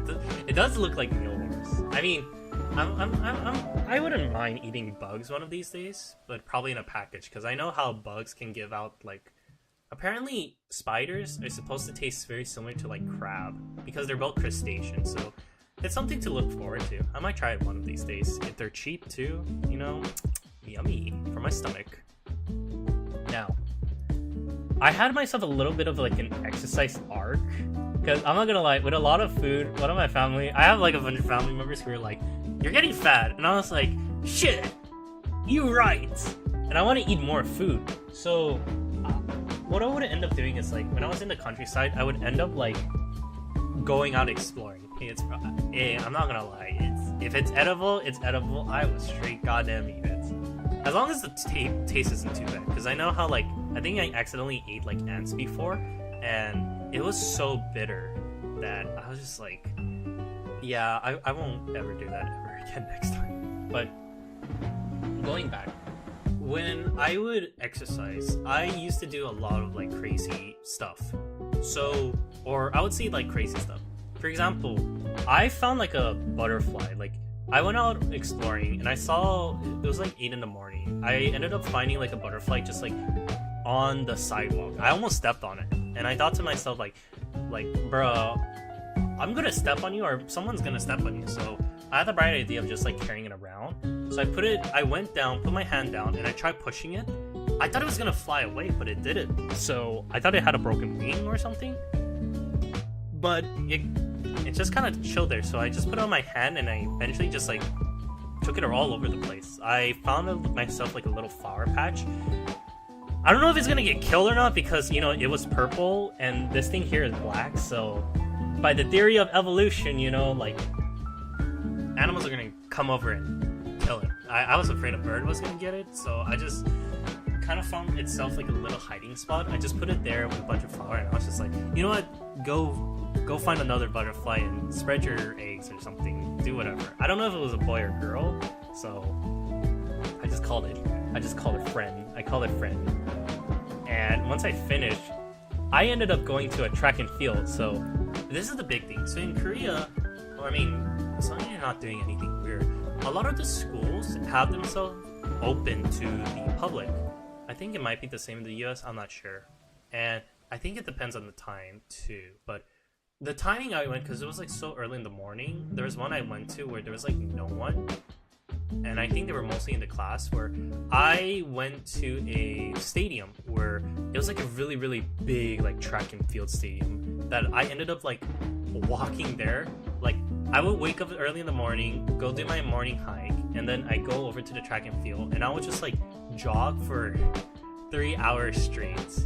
And that was not a good idea because that ended up like putting a strain on my foot. But I kept on like walking, but I organized around how much. Like I would try to do from 1 to 3 hours in between, because I was just like, I wanted to eat more, and I was gaining a lot of weight. So I was just like, shit, like I just wanted to go. I think I had one time where I was just like, I just started like running all over the place. There was like a bunch of like school kids just started staring at me, and I was just like, man, I'm just here to exercise. I need to eat food. I want to eat food, but I want to like have fun. So I would do like a lot of like movement exercises just for fun. Like sometimes like shadow boxing to like running to like jogging to push-ups. All these like a lot of maintenance, like self workout routines, because I didn't really have weights, and gym membership was, I didn't want to get a gym membership if I'm just gonna be in Korea for like 4 weeks. So I was just like exploring,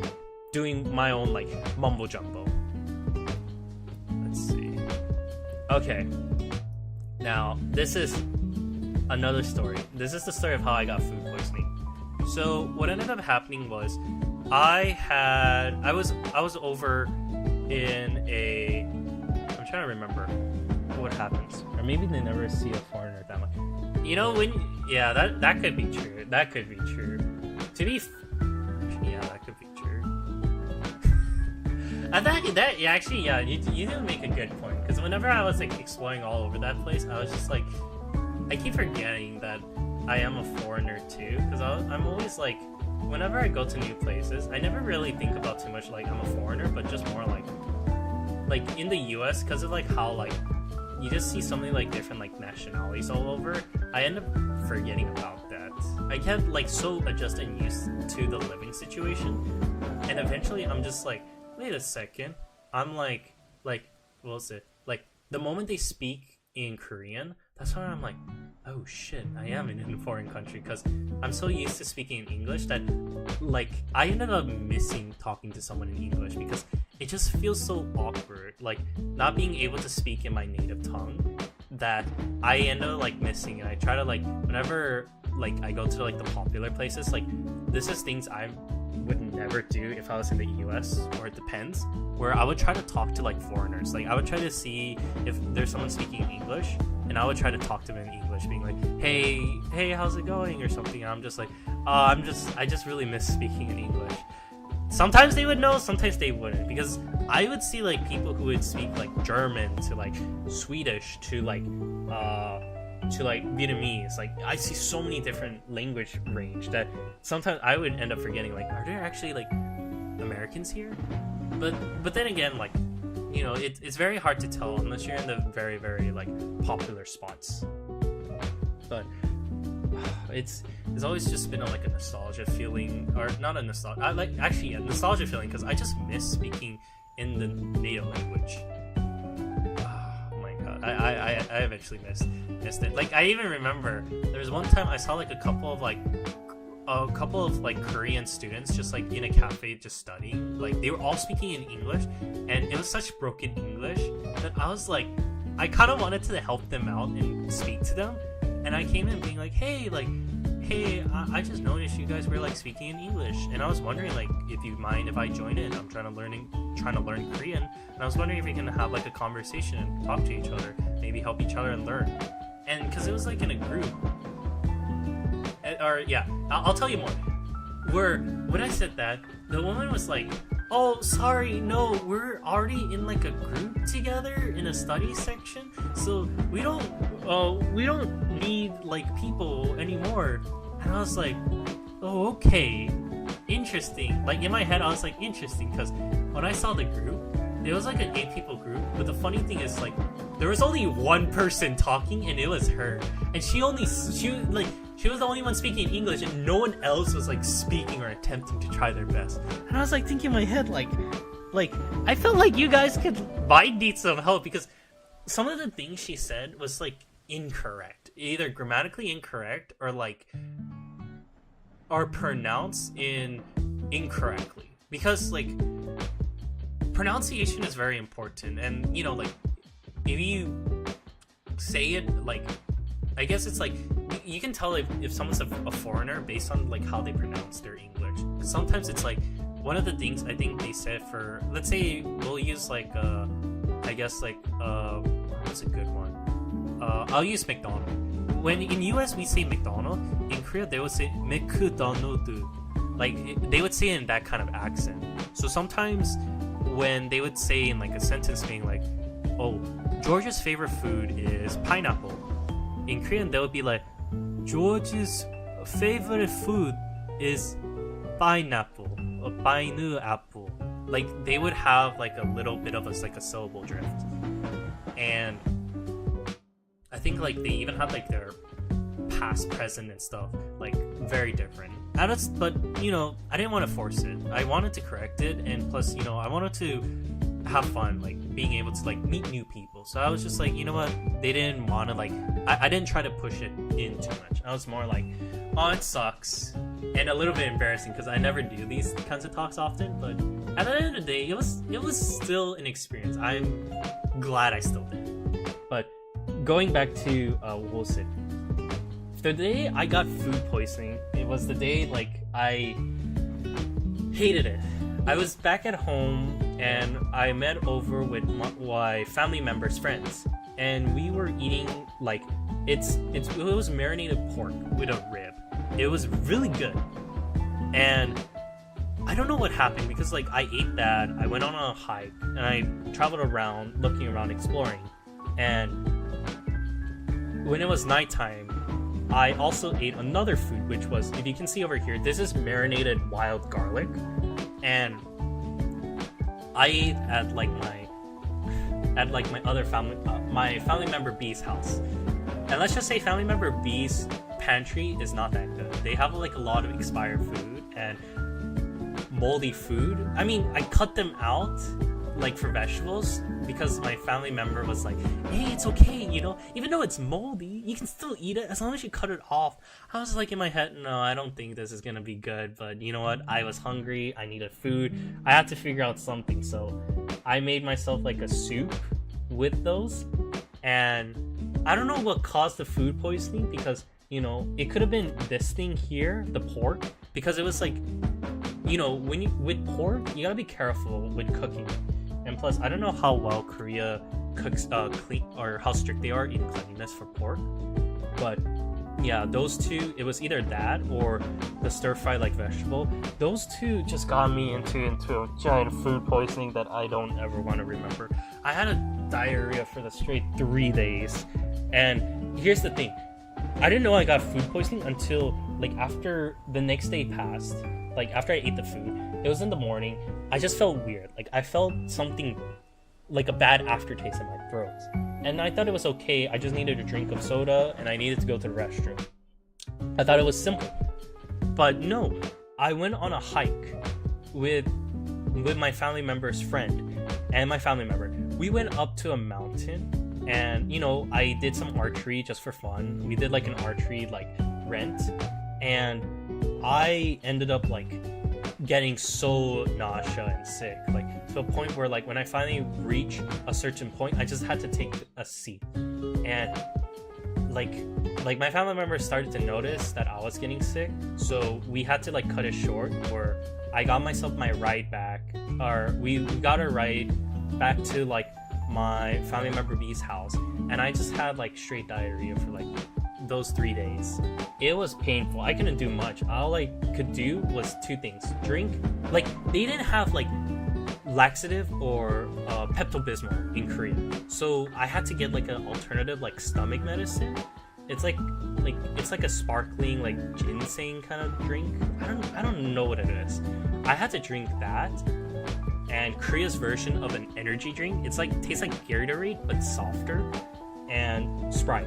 Those were like my 3 meals for those past 3 days, and luckily enough, I was happy to officially say I'm done with my food poisoning. I was very quick, like I was very like careful to not do anything, eat anything else, and I ended up making sure to have my rule during the end of my vacation, which is to never eat pork unless it's like deep fried, and any kind of like pickled stuff.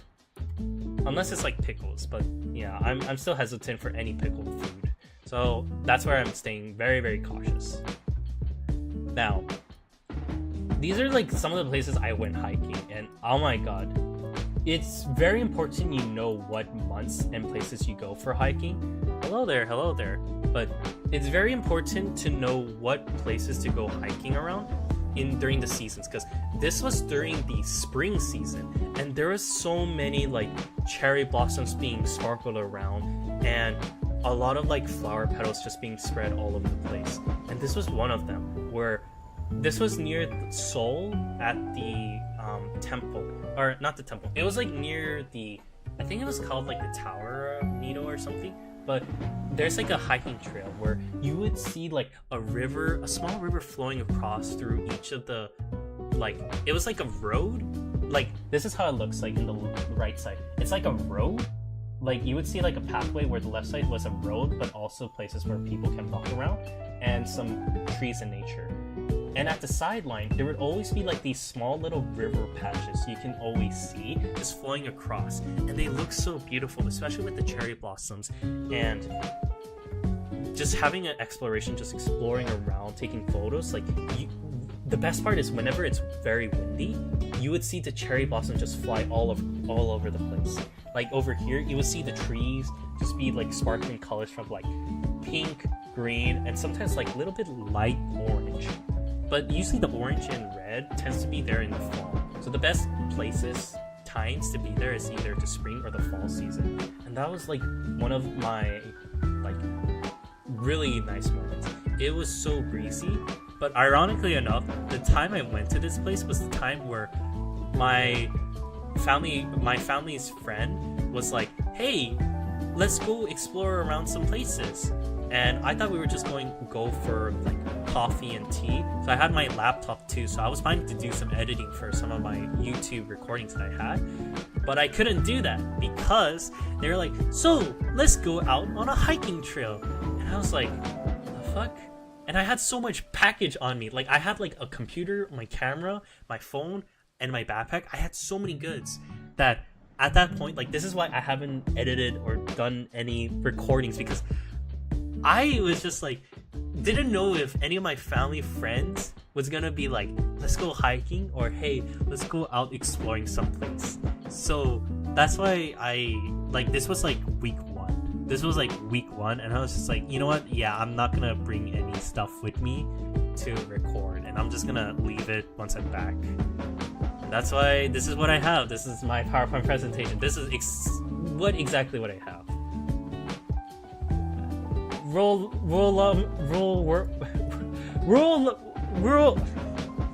of thumb is, yeah, just whenever I go traveling, I only have recordings. All the editing stuff, this comes back home. This is why, like, whenever I see some of like my favorite streamers or YouTubers, like, I remember I went to like an anime expo, and after like a month passed and I see them recording, that's when I finally see the YouTube video being posted up after a month passed of their video recording of the event. So I started to realize like how much time consuming a lot of these like edits can be. Now, next one is more nature again, which is very ironic because whenever like I go outside seeing like all like the animals around, I never get to see like I was in like a residential area, like a lot of like cars, towns, and I would see like these kinds of like birds around. Like I thought I would see like pigeons or something, which lucky enough I did see, but it's more like small birds. Here I see like I don't know what this is. I think it's a stork, a bird, a pelican, I don't know. Like I saw this, and I saw like a lot of ducks too.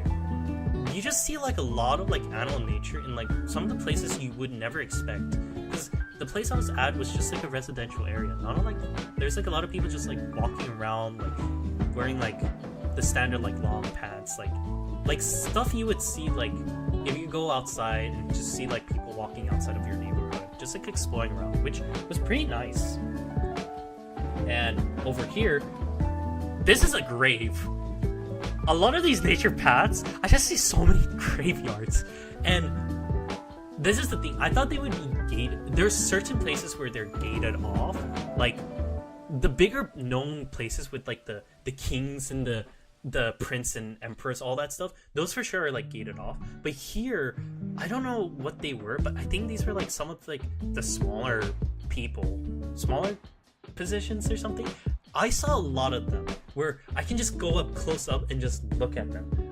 I didn't want to do anything too crazy where I would just walk up on their grave mound because, you know, that's kind of like grave disrespecting and I don't want to be cursed by some ghost spirits in the future or some mumbo jumbo, you know, and that's kind of a dick move. So all I did was I kind of like walked around, try to like see the signs or try to read these pillars.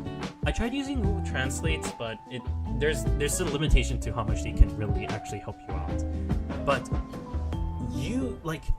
I found these places like at some of like the most like unobscured location. Like anytime I went hiking, I would see like this hiking trail I went, like I had to go through like hidden bushes and stuff. Like there's like leaves, like there's some pathways where it's cleaned off, but then there's some pathways where it's like it's covered with leaves. And I thought I was getting myself into like those haunted like monster places, Blair Witch Project, or some like demons are gonna attack me or something. But ironically not. Like I just saw like more pathways. To be frank, there's a lot of spiders, so I kind of have a little phobia against spiders, but lucky enough, I had like long pants and some coverings, jackets, so I kind of had like a little bit of courage to kind of explore, because, you know, I'm not gonna have like ticks kind of like cling onto my legs if I had shorts. Like, I wouldn't be doing this if I had shorts. But, like, I think here I ended up finding like 5 graveyards, and they were like really massive. But then at a certain point, I was just like, you know what? I need to stop hiking. I need to get back home. I need to get back home to like a cafe. I was like thirsty, and I had more like sparkling soda. Which, luckily enough, I think one of the like big things I kind of got my takeaway from being here in Korea is the fact that like in the future, I want to eventually.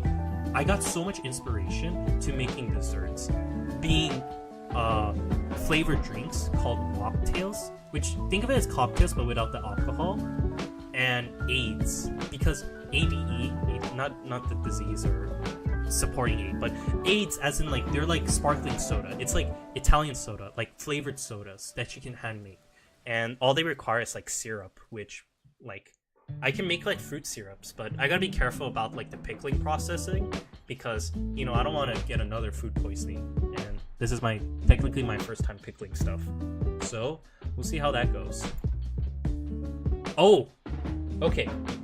Out of all this exploration, we always, at least my rule of thumb is, I need to find 1 to 3 fancy restaurants to explore to. And the top part over here this isn't the fancy stuff. The fancy stuff is here, but we'll go over for the first part is over here. This here I went is a pizzeria. They had a lot of like, I was in the mood for sandwiches after getting food poisoning. I was like, I didn't want to eat rice. I didn't want to eat any like Asian food. I just wanted like international food. So I got myself like a pizza with like a focaccia like bread sandwich, and it was okay. I liked the pizza more. It was more savory than sweet, which they did really good. Whereas like these sandwiches, one was like a prosciutto arugula sandwich, the other one was like a ham egg sandwich, which I was surprised.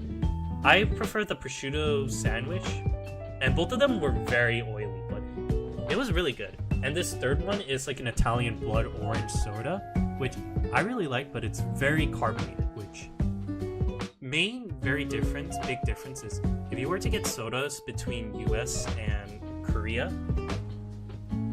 is very, very strong in their carbonation. Like, it burns you. But to me, I kind of like that. I like the little burning sensation because it gives it that flavor. It gives it more flavor to me and doesn't rely too much on sugar, like how the US can kind of overabuse choose it. But the reason why I have this pizza and I have these two together, this fancy restaurant and the pizza, is because this fancy restaurant is very, very, like, I think it cost for 2 people, it was like $50. This whole, or $45. But, my family member was worried that I was gonna be very hungry, because here, this is how it looks like. It's a very small dish. It's very, very small, and the main worry was the fact of how much are we gonna eat? How much am I gonna eat? Are we gonna be hungry? Like, I'm gonna be starving, you know? So that's why we had the idea of eating the Italian food earlier beforehand, before eating this tea. Main rule of thumb, main story short, please don't ever do this. If you go to a fancy restaurant, just don't eat anything and eat stuff after you finish, because this was so filling. And this is why. Here, you have yourself, this is how, I'll give you a little process. You start off by getting yourself a tea selection. You get 8 different tea selections, but you can only choose one. And you have infinite refills, which is like infinite hot water to give to you, unless it's the special teas. There was 8 different options. The right side is the fruit tea blends, versus the other one is just like the regular, like black tea. Like, you would have the left side is black tea, but the right side would be like raspberry black tea. If you're eating like desserts, because of how I noticed there's so many sweet stuff, my main rule of thumb is you gotta go for balance. So if you have a sweet dessert, then go for a mild, maybe bitter tea, which is on the left side. If you're going for more savory dishes, like, I think like there was some savory dishes here, then I would go for the fruity tea, because, you know, sweetness with bitterness cancels each other out, and it's very calming and relaxing. Because main rule for tea for my book is, if you want something like, if you want tea, I like the tea to be relaxing. Not, I want to relax, chill, vibe. And this is my story. I decided to go for, I think in this photo, I think I went for the third bottom, which was supposedly called like surjok or something. It's apparently some sort of like Korean tea that's been like fermented or dried in a barrel, and the taste flavoring wise is very similar to like black tea. That's what I started to realize. I really like black tea's flavor of just like the nice calming bitterness. It's not too strong and bitter, but it's like relaxing. And let's just say with all these dessert options, it's insane. It's insane. Here, I'll go it all. So how you would go off from this system is that you would go from the bottom shelf on the right side. Like, you would see over here, bottom shelf from the left to right, and then you would go up left to right, left to right. So the bottom one I had was like a sandwich, which was like it was like apple slices with goat cheese and salami with arugula. That shit was very strong. It like bit my tongue. It's so like, it punches in their flavoring profile. After that, it becomes like, it looks like deviled eggs in the next one, but it's actually like a corn soup. It's like a sweet bread with corn soup filling. Or it's like corn soup tasting, but they turn it into like a pastry, like paste.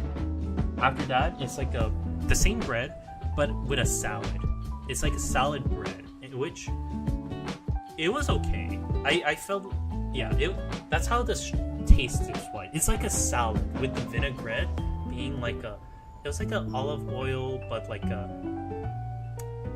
think it was like a fruity vinaigrette. It wasn't too bad, but it was an interesting taste. The one at the top left is like a guacamole arugula paste with like chopped up ham, and the top is like a biscuit cracker. It was pretty much a chip and dip, which, I mean, it was interesting, but at the same time, like, it kind of gave me the sense of, it's supposed to taste like guacamole, but a hint of arugula, which I feel like I could technically make. It doesn't seem too bad, and the sauce was like chunky sauce, so I didn't really get to see too much of the inside, but it was much more like a green kind of like chunky paste. Next up is a biscuit. It's like pie crust biscuit with the top being tomatoes. Ironically enough, the tomatoes were like sweet, but not that strong in taste, which actually worked. Because I thought I was eating an apple, but it was actually like a mild tomato. After that, you have yourself these cream puffs, or it's supposed to be cream puffs, but the inside filling is pesto basil, which is very weird. But I'm like, it's like okay. I don't know. I genuinely don't know how to like kind of like describe this, because it was just like it's so weird. Like I'm getting like desserts as savory dish and savory dish as desserts, because up at the top you can tell all this top part is all dessert. This is all desserts. I had the first one was like a raspberry matcha cake. It is so sweet. I am so glad I had the tea, because this is the territory where everything becomes so sweet as fuck. It is so sweet that even I can say, like, I like sweet stuff, but even this thing is too sweet for me. So I was so happy I had myself the tea to cancel it off. I went for the bitter tea, and it helped so much. I think I had like my last phase, I think this was like my third refill of hot water, because it depends. Like to me, like people, what they would say is like when you heat up the tea, you would do it for 2 minutes. To me, I like mine strong, so sometimes I let the water soak in there for like 3 minutes or 4, so it gets like a stronger color and a much more powerful taste, because bitterness is my favorite profile.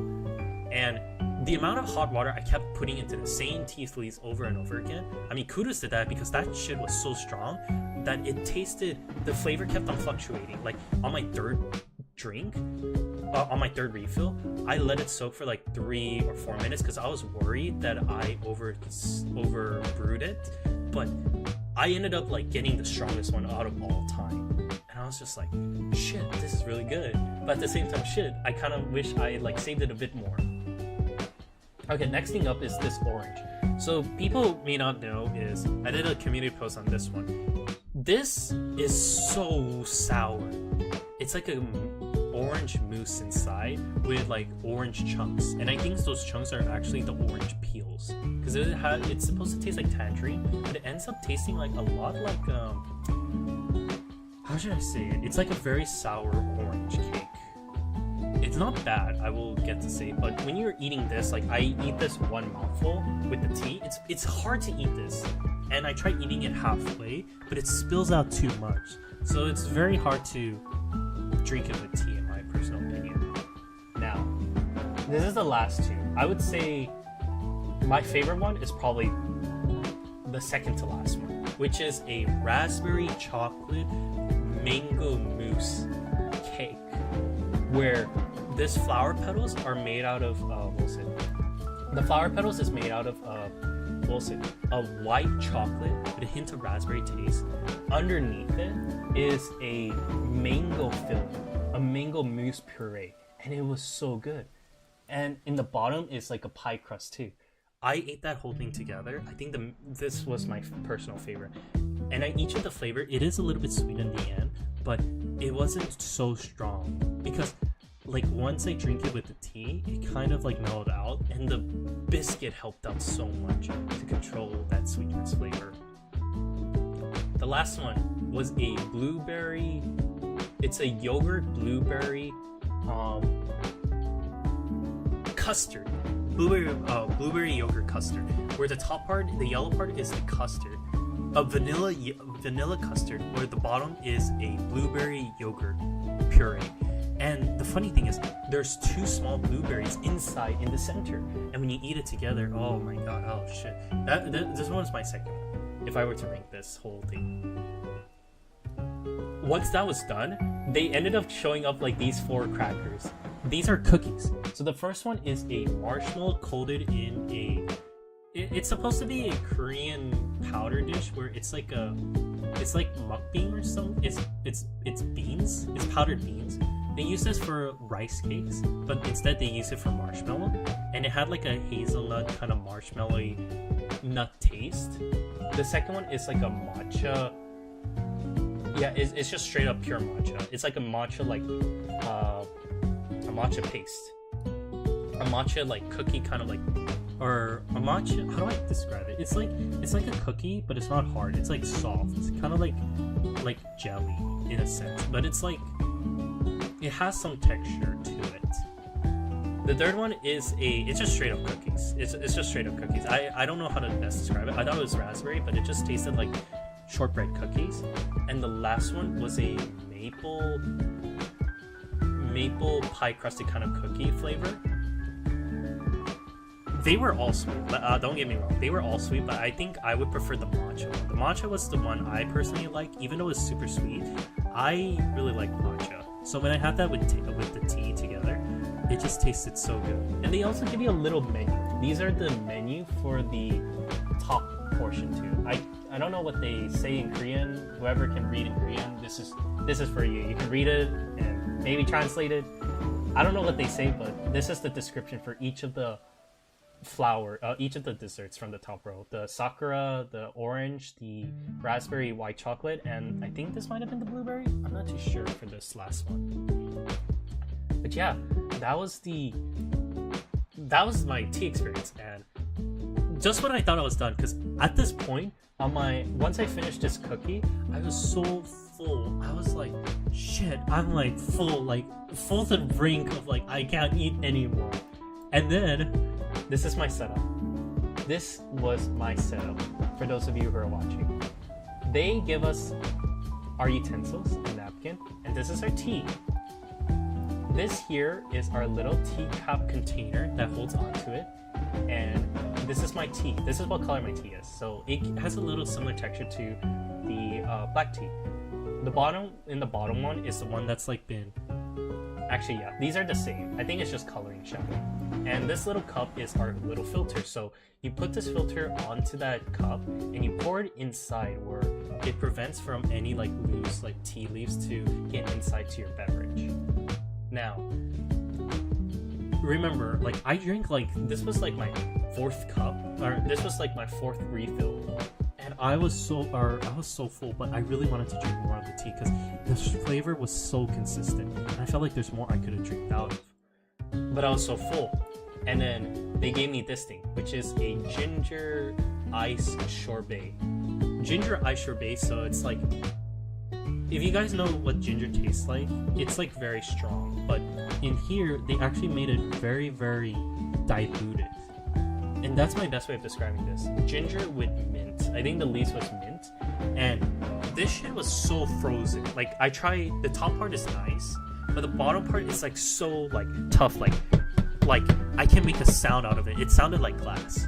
And I kind of wish they made it similar style to like Italian ice, where it's like soft, like snow cone, like very easy to like pick up and taste. But because it was like a ginger, like hard ice, it was really tough. That what I ended up doing was I ended up pouring my hot tea into it and drinking it together, like eating and drinking it together, which I personally feel like it matches really well, because I was gonna drink it and eat the ice cream together. So I was like, you know what, why not just combine the two together? And ironically enough, it made it more flavorful. I don't know how people, I mean, it depends. Some people can be purists, so it's up to you guys how you would try it. But to me, I was just like, you know what, this shit is hard. I don't want to like I could have just like ate this whole thing and just eat it, like did one giant small gulp hold and be like like trying to bite into it, but I don't think that's the best option. Overall, I would say, like, if you guys were to go there, I would say this is a really, really good experience. Like I would recommend, if you've never been to like a tea time party, I would recommend going here. It's not that bad. Price wise, it is a bit big on the pricing a bit, because it's like $50, $45 for like 2 people, and you have to like do preparation for reservation. I mean, it depends. It varies.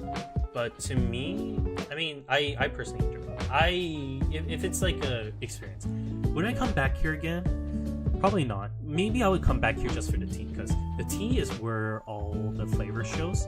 But the desserts, I mean, they're really good, but it's very sugary, I would say. I feel like, to me, when I think of tea time, I think of something relaxing, something easy to digest, eat, and kind of like explore and just relax. Here, it was more like the This is like a party.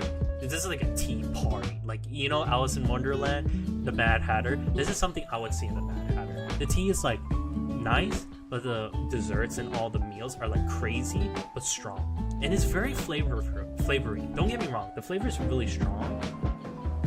But I sometimes wish some of the desserts they would kind of tune it down with the sugar. Like, I feel like the main shtick they kind of made it appealing was the sugar over than the flavor. If you guys want to go here, it's called like Osula. It's like at Seoul. A lot of these big time places was at Seoul. And apparently it was like in a building of like a beauty office house. It's like a beauty business building place where you would see like there's like 4 floors where the top floor you would see like people doing like business. They're like there's an actual school in there. Like these adults are teaching like other adults how to do business sale techniques. The floor below you see like a lot of perfume and skincare products, and then like first floor is where you would see like teas, museums, and like bookshelves. But some of the places were kind of closed off, and the museum was really small, so you won't see too much. And the very bottom floor is like all these like restaurants. They're like small time restaurants, but like there's like a bunch of restaurants. It's like if you have a job and then there's like a restaurant next door to it that's connected under this building. So it's like okay, but it's not that quote unquote big deal, you know? Let's see. Now, last one. So, for those of you guys who don't know, in Korea, there's one of this very big popular places called Myeongdong Market, where essentially it's like a lot of like, if you ever seen like those YouTube videos of like the Korean foods and stuff, there's like this one place where it's like all like these street food vendors and all this stuff. So there's actually more to their places than just that. There's like the street food vendors, but if you walk around and explore, there's like this giant market plaza where there's like not a market plaza. There's this giant it's like a clothing brand store, like a lot of like bougie clothing. If you go inside there's actually like a restaurant inside, a giant like huge like different like restaurant plazas.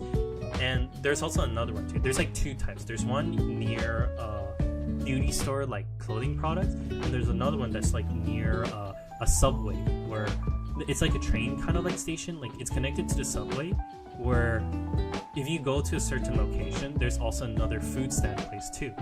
The one I went to, which was near the clothing brands, had this not the clothing brand, this train store had these bakery. And the one I tried was an apple pie, but here's the twist.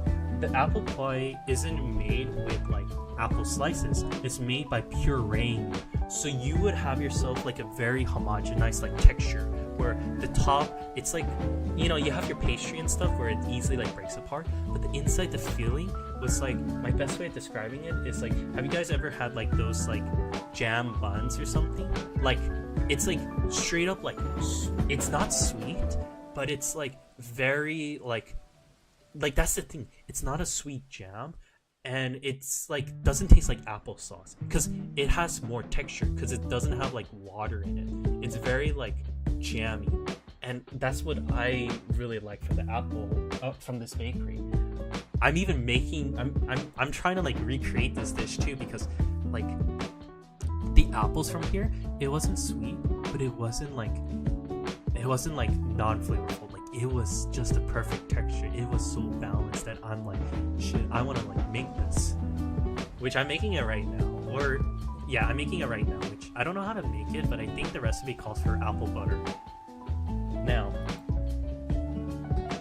over here, you guys might not know what this is. This thing here is dragon beer candy. So in the food stall market, I'm just gonna throw it out there, it's kind of overrated because of the fact of how like a lot of the foods they have is very repetitive. Like there is 3 food market restaurants that I would see every time when I was in there. You sometimes see some different ones, but the main ones I always see is Tanghulu, Oreo churros, grilled / deep fried shrimp, and like what was the last one? And there was like one more which was like a bunch of like trying to remember. Was it like pie? No. It was like a. I guess there's like I guess it was like fish cake or something. It's always the same repetitive stuff. You may sometimes see some of the rare ones. Like I saw like a garlic butter. I think it was garlic cheese lobster, grilled like steak, and then like skewers. Oh yeah, skewers. And I mean, a part of me wanted to try some, but another part of me was like, I feel like it's just like those food bar stands. Like, don't get me wrong, like you can buy those because you're not gonna really like see them. But at the same time, it's like I wouldn't really like buy too much of it because it's very, very repetitive. I try to find the ones you don't really see too often. Like the dragon beer candy was one of them, and I think another one was the fact that I think I saw was like a like you sometimes see yourself like little like you sometimes see like the little like rare oddities. I think the grilled meat one was, for example, but then again, steak is like very expensive. Beef is expensive in general, so always be cautious whenever you like buy like foods from other places, because it's like, I mean, unless it's like exclusively in Korea or something, or Korea has like really good marinades, like that's the moment I would be like, you know what, I'm gonna buy beef. Like I'm gonna buy it for the marinade or for the Wagyu plus style. You know, if it's something I'm not gonna see in America or not sold, or it just tastes different, then that's when I'm like, you know what, I'll buy it from there. But overall, I mean, when I tried some of the beef, at least I tried like one Korean barbecue style, but it was like small meat. It just tasted the same as what you would get from America. I would prefer it probably from America mostly. Let me see, do I have any more? Well, yeah, I think that's it.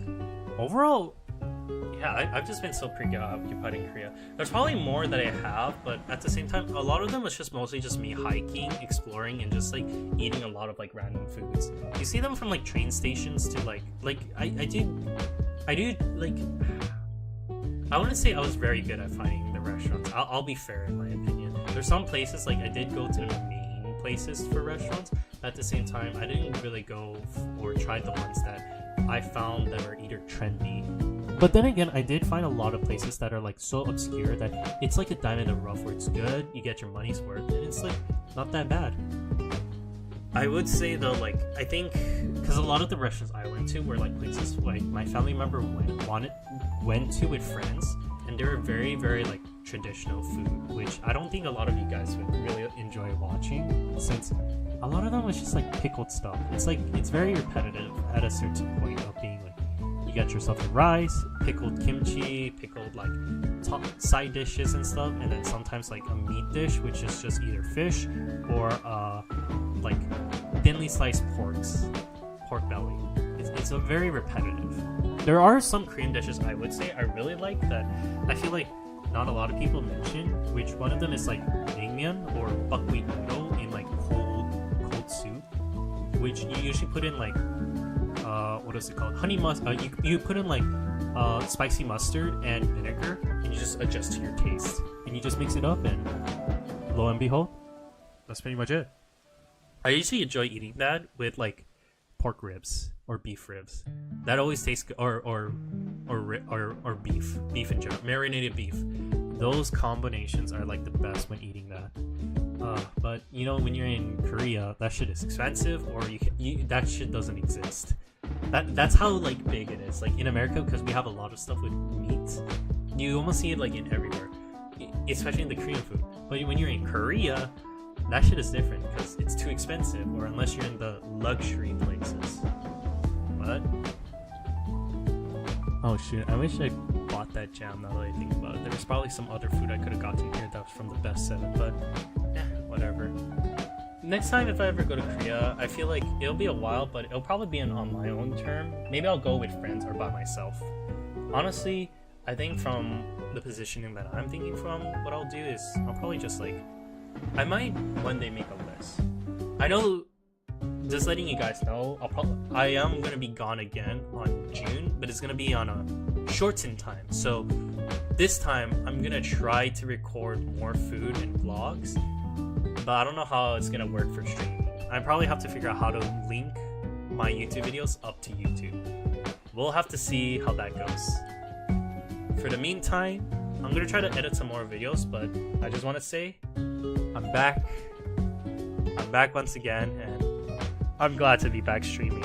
I'm going to try to do more shorts with some of the video game audios that I have, and maybe this time I might try to do a little bit of a script, because I do want to post up much more of my content up as a short platforming, and I'll probably do more of these kinds of streams too, like having a short format and full screen streams. Either way, I've been holding it this time up for quite a long time, so I guess I'll just end it quick right over here. So thank you everyone so much for watching. It was always been a pleasure and always been fun being back here, and next time, hopefully this time, because I'm not gonna lie, I'm still sleepy because of my jet lag and I need to restock on my food, I'm gonna be making some new dishes, and one of those dishes I might try to be doing is based on a VTuber.